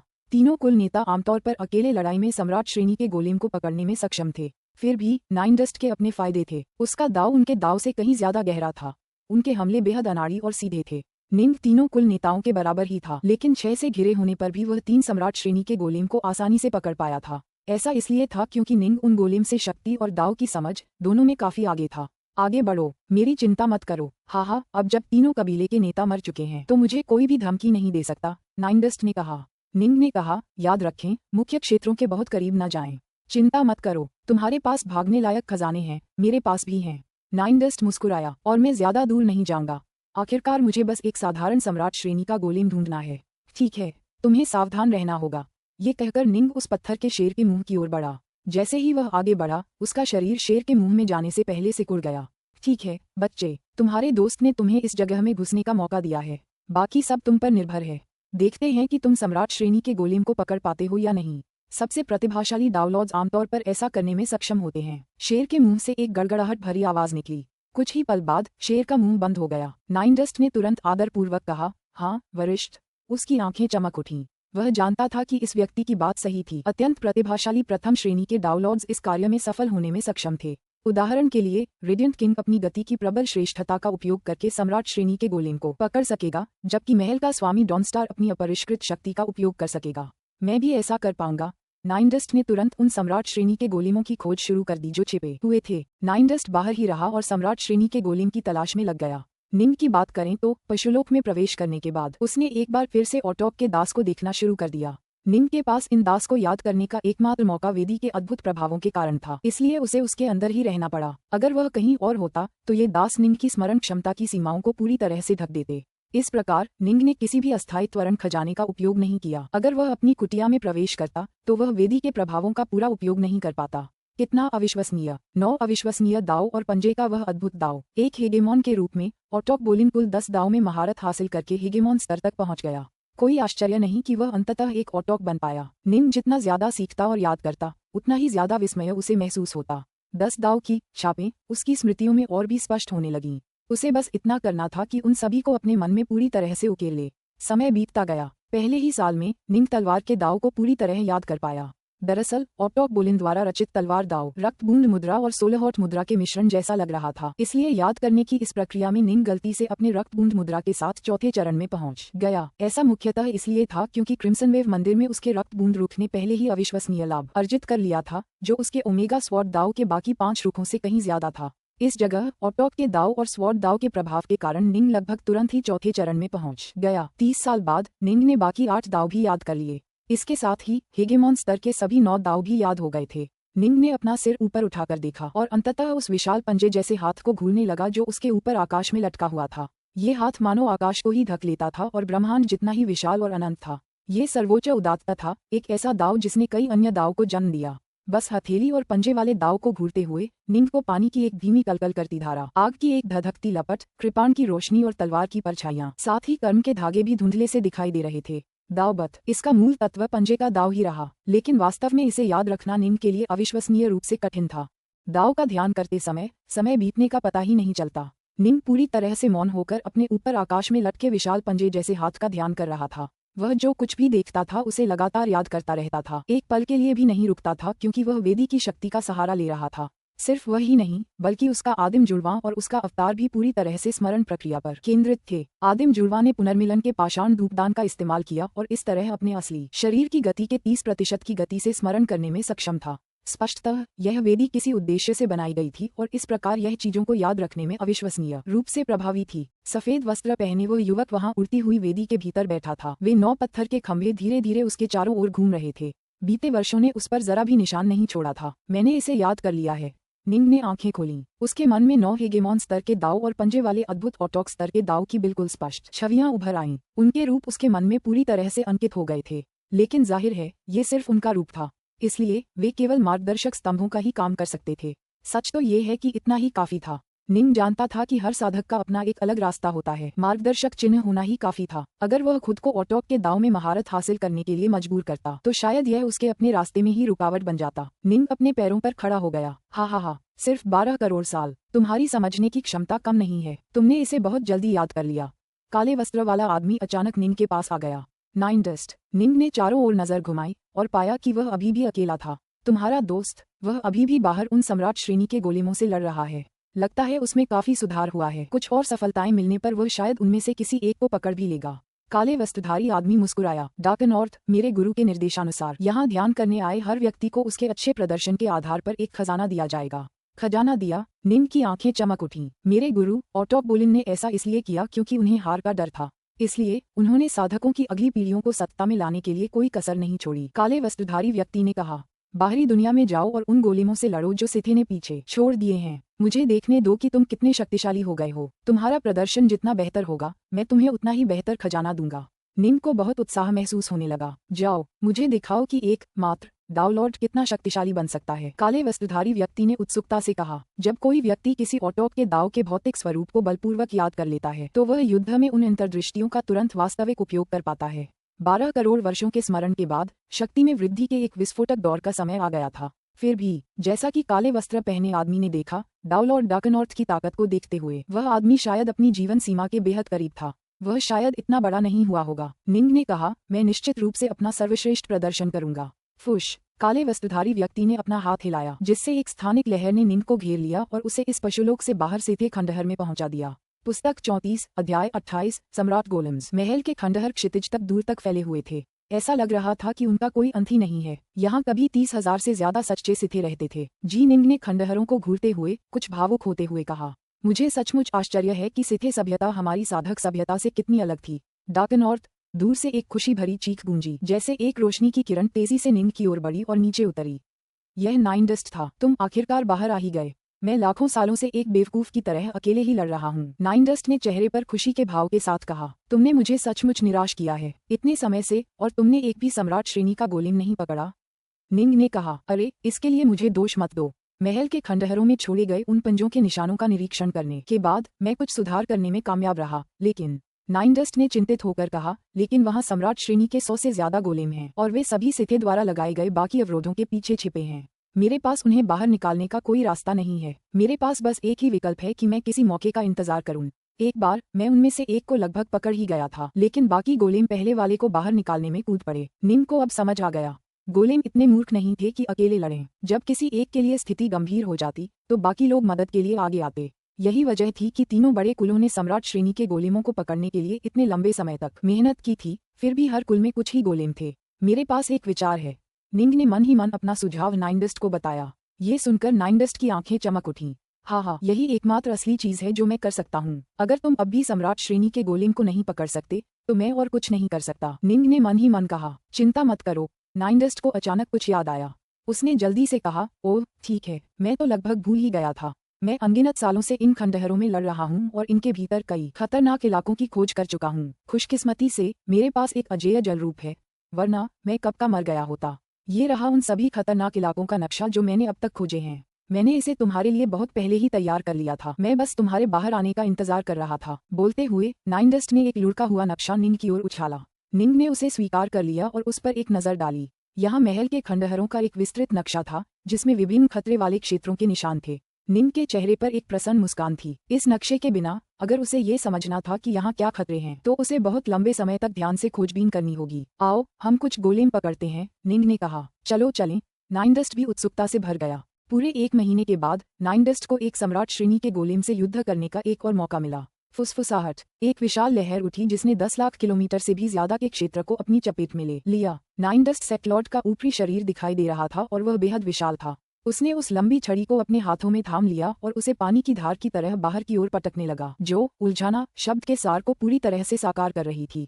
चाहे गोलेम कितना भी संघर्ष करता रहे, नाइनडस्ट की लंबी छड़ी उसके चारों ओर चक्कर लगाती रही तथा चाहे वह कितनी भी कोशिश करे, उसे भागने से रोकती रही। पहले नाइन स्टाफ की स्टाफ कलाएं ज्यादा विस्फोटक और प्रभावशाली थीं। अब वे ज्यादा कोमल हैं। निंग अपनी छायाहीन बचाव कला का इस्तेमाल करते हुए दूर छिप रहा था और उसने जो देखा उसे देखकर सिर हिलाया। अगर कोई कठोर और कोमल दोनों तकनीकों में सक्षम हो तो वह युद्ध में और भी ज्यादा शक्ति का इस्तेमाल कर सकता है। हालांकि वह उस गोलेम को पूरी तरह से हरा नहीं सकता, लेकिन कम से कम ये सुनिश्चित कर सकता है कि गोलेम भाग न पाए। पर्याप्त समय बीतने के बाद गोलेम का ऊर्जा भंडार समाप्त हो जाएगा, तभी वह पराजित होगा। निंग पहले से ही अनुमान लगा सकता था कि क्या होने वाला है। थोड़ी देर बाद, मदद करो। सम्राट वर्ग के गोलेम ने अंततः सहायता के लिए एक उग्र पुकार लगाए। स्वूश स्वूश। इस लड़ाई ने बहुत पहले ही कई गोलेम का ध्यान अपनी ओर खींच लिया था। अपने साथी की मदद की गुहार सुनकर 2 सम्राट श्रेणी के गोलेम तुरंत नाइनडस्ट की ओर दौड़ पड़े। निंग मुस्कुराया। ये आ रहे हैं। निंग एक प्रकाश की किरण में बदल गया और स्पष्ट रूप से प्रकाश की गति से 100 गुना तेज गति से आगे बढ़ते हुए दोनों गोलेम की ओर उड़ रहा था। ऑटॉक के दाव का मार्गदर्शन प्राप्त करने से पहले निंग प्रकाश की गति के 100 गुना की सीमा पर पहुंच चुका था। जब से उसका रक्त बूंद रुख चौथे स्तर तक पहुंचा, उसके ओमेगा स्वॉर्ड दाव रक्त बूंद की शक्ति दोगुनी हो गई थी। अपने दाव के इस उन्नयन के परिणामस्वरूप निंग को कई नई बातें समझ में आईं और इसलिए उसकी उड़ान गति भी प्रकाश की गति के 100 गुना की बाधा को पार करने में सक्षम हो गई। कौन है वह अचानक कहाँ से आ गया? सम्राट वर्ग के दोनों गोलेम सैनिक चौंक गए। निंग पूरे समय छायाहीन बचाव कला में लगा हुआ था, इसलिए उन्होंने उस पर ध्यान नहीं दिया। लड़ो, हमला करो दोस्तों, आओ और मदद करो। हालांकि दोनों सम्राट वर्ग के गोलेम पहले तो चौंक गए, लेकिन जल्द ही शांत हो गए। जब तीनों एक साथ काम कर रहे थे तो तीनों कबीले के सरदारों के लिए भी उन्हें पकड़ना मुश्किल था। उन्हें डरने की क्या जरूरत थी? तुरंत बाकी सभी देख रहे गोलेम भी उनकी ओर दौड़ पड़े। वूश। निंग पहले ही 2 सम्राट श्रेणी के गोलेम, 3 सिर, 6 भुजाएं, सक्रिय और 6 उत्तरधनुष तलवारें तैयार करके पहुंच चुका था। Swish swish swish. धुंध से बनी तलवार की ऊर्जा की धारियां भयानक गति से निकल रही थीं। अब जबकि रक्त बूंद मुद्रा की शक्ति फिर से दोगुनी हो गई थी, हमला पहले से भी ज्यादा तेज था। दोनों सम्राट श्रेणी के गोलेम ने बेतहाशा बचाव की कोशिश की, लेकिन वे निंग की तलवार को छू भी नहीं पाए, इससे पहले कि वह धीरे से उनके चारों ओर लिपट गई और उन्हें कई परतों में बांध दिया। तुम भी अंदर जाओ, और तुम भी।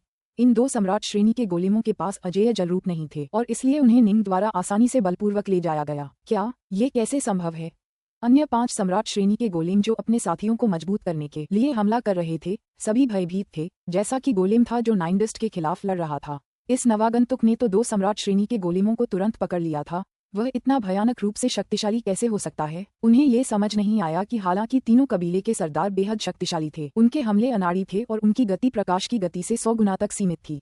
उनके हमलों को रोकना स्वाभाविक रूप से काफी आसान था। हालांकि निंग अलग था। उसकी तलवारबाजी इतनी तेज थी कि वह गति में सम्राट वर्ग के गोलेम से कहीं आगे निकल गया। उसके हमले इतने अप्रत्याशित थे कि स्वाभाविक रूप से वह एक ही वार में गोलेम को हराकर उन्हें पकड़ने में सक्षम था। 2 की तो बात ही छोड़िए, अगर 5-6 गोलेम भी उस पर हमला कर रहे हों तो वह पलक झपकते ही उनमें से कम आधे को आसानी से हरा और पकड़ लेता था और फिर अगले ही पल बाकी को भी पकड़ लेता था।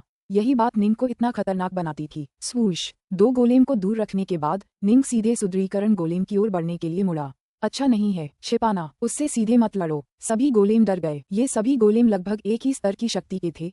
अगर उनमें से 2 एक ही मुठभेड़ में पकड़े गए थे तो बाकी गोलेम उनसे लड़ने की हिम्मत कैसे कर सकते थे? स्वाभाविक रूप से वे डर गए और जल्दी से पीछे हट गए। ये दावलॉर्ड बहुत शक्तिशाली है। ये बिल्कुल भयानक है। 3 कबीले नेताओं से भी बदतर। कायक करते, अगर हम 10 लोग भी साथ मिलकर काम करें तब भी हम उसका मुकाबला नहीं कर पाएंगे। वह हम सबको एक एक करके पकड़ लेगा। मुझे लगता है कि अगर हम उसे मारना चाहते हैं तो कम से कम 30 लोगों को साथ मिलकर काम करना होगा। गोलेम तेजी से कुछ बची हुई बाधाओं के पीछे भाग गए। न तो निंग और न ही नाइनडस्ट ने उन्हें छूने की हिम्मत की, लेकिन चूंकि गोलेम सिथे पक्ष के थे इसलिए उन पर हमला नहीं हुआ। सभी लोगों, हमें जल्दी करना होगा और उसके खिलाफ सेना में शामिल होना होगा। गोलेम ने आंतरिक रूप से चर्चा की। मुख्य समस्या ये थी कि महल के खंडहर बहुत दूर, बहुत विशाल थे। गोलेम उस पर करोड़ों किलोमीटर की दूरी तक बिखरे हुए थे। उन सभी को इकट्ठा करने में समय लगेगा। अगर वे जल्दी जल्दी कम संख्या में इकट्ठा होने की कोशिश करते तो नतीजा ये होता कि निंग उन्हें एक एक करके हरा देता। और इस तरह नाइनडस्ट के युद्ध क्षेत्र के पास मौजूद 16 सम्राट वर्ग के गोलेम इतने डर गए कि उन्होंने अपने साथी को मजबूत करने के लिए आगे आने की हिम्मत नहीं की। चाय की केतली उबालने में लगने वाले समय के बाद नाइनडस्ट आखिरकार सम्राट वर्ग के गोलेम के ऊर्जा भंडार को खत्म करने में कामयाब रहा और उसे पकड़ लिया। दरअसल यही तरीका 3 बड़े कुलों ने अजेय आकार वाले सम्राट श्रेणी के गोलेमों को पकड़ने के लिए अपनाया था। यही वजह थी कि उनके पास इनकी संख्या काफी थी। सारी लड़ाइयाँ ऊर्जा की खपत करती थीं और गोलेमों के पास स्पिरिट पिल्स नहीं थीं। उनकी पुनर्योजी गति भी साधकों की तुलना में बहुत कम थी। एक छोटी लड़ाई तो ठीक थी, लेकिन एक लंबी लड़ाई जिससे वे बच नहीं सकते थे। उनके ऊर्जा भंडार समाप्त होने पर उन्हें पकड़ लिया जाता था। आखिरकार मैंने एक पकड़ लिया। नाइनडस्ट बहुत खुश हुआ। बधाई हो। निंग उड़कर आया। मैं सिर्फ एक को ही पकड़ पाया क्योंकि तुमने बाकियों को रोक दिया था। क्या ये भी गिना जाएगा? नाइनडस्ट अभी भी थोड़ा चिंतित था। निंग ने हंसते हुए कहा, उस सीनियर ने बस इतना कहा था कि तुम्हें ब्रह्मांड के खजानों या बाहरी मदद के स्रोतों का इस्तेमाल करने की इजाजत नहीं है। तुम्हें अकेले ही एक सम्राट श्रेणी के गोलेम को पकड़ना होगा। और तुमने ठीक यही किया। मेरा कुछ और लोगों से लड़ना एक अलग ही मसला है। सब ठीक रहेगा। चलो जाकर पूछते हैं। ठीक है। नाइनडस्ट घबराकर शेर की मूर्ति की ओर उड़ चला। शुक्र है कि उस पशुलोक में मौजूद खजाने की आत्मा ने उसे नहीं रोका, बल्कि उसने नाइनडस्ट को प्रवेश की अनुमति दे दी। हा, निंग हंसने लगा। इस थोड़ी सी किस्मत के साथ भाई निंडस्ट के लिए अब दावमज में जीत की संभावनाएं थोड़ी बेहतर हो जाएंगी। दावमज बहुत मुश्किल था। अगर कोई इसमें सफल होना चाहता था तो उसे उपलब्ध कर्म भाग्य के हर टुकड़े के लिए संघर्ष करना पड़ता था। निंग को अपनी दावमज सफलता पर भरोसा नहीं था, लेकिन वह चाहता था कि उसके सबसे अच्छे दोस्त इसमें सफल हों। सम्राट श्रेणी के गोलेम, है ना? इधर आओ। युद्ध के लिए उत्सुक निंग एक बार फिर गोलेम की ओर बढ़ा। उन्हें पकड़ने की चाहत उसकी उत्सुकता का एक हिस्सा थी, लेकिन उसे ये भी लग रहा था कि युद्ध के माध्यम से वह अपने ओमेगा स्वॉर्ड दाव की 5 मुद्राओं के बारे में नई जानकारी प्राप्त कर रहा है। उसका 16 वाला रुख ऐसा लग रहा था मानो चौथे चरण से बस एक कदम दूर हो। स्पष्ट रूप से ऑटोक के दाव को याद करने में बिताए गए 12 करोड़ वर्षों ने निंग को अनुभव का खजाना दिया था।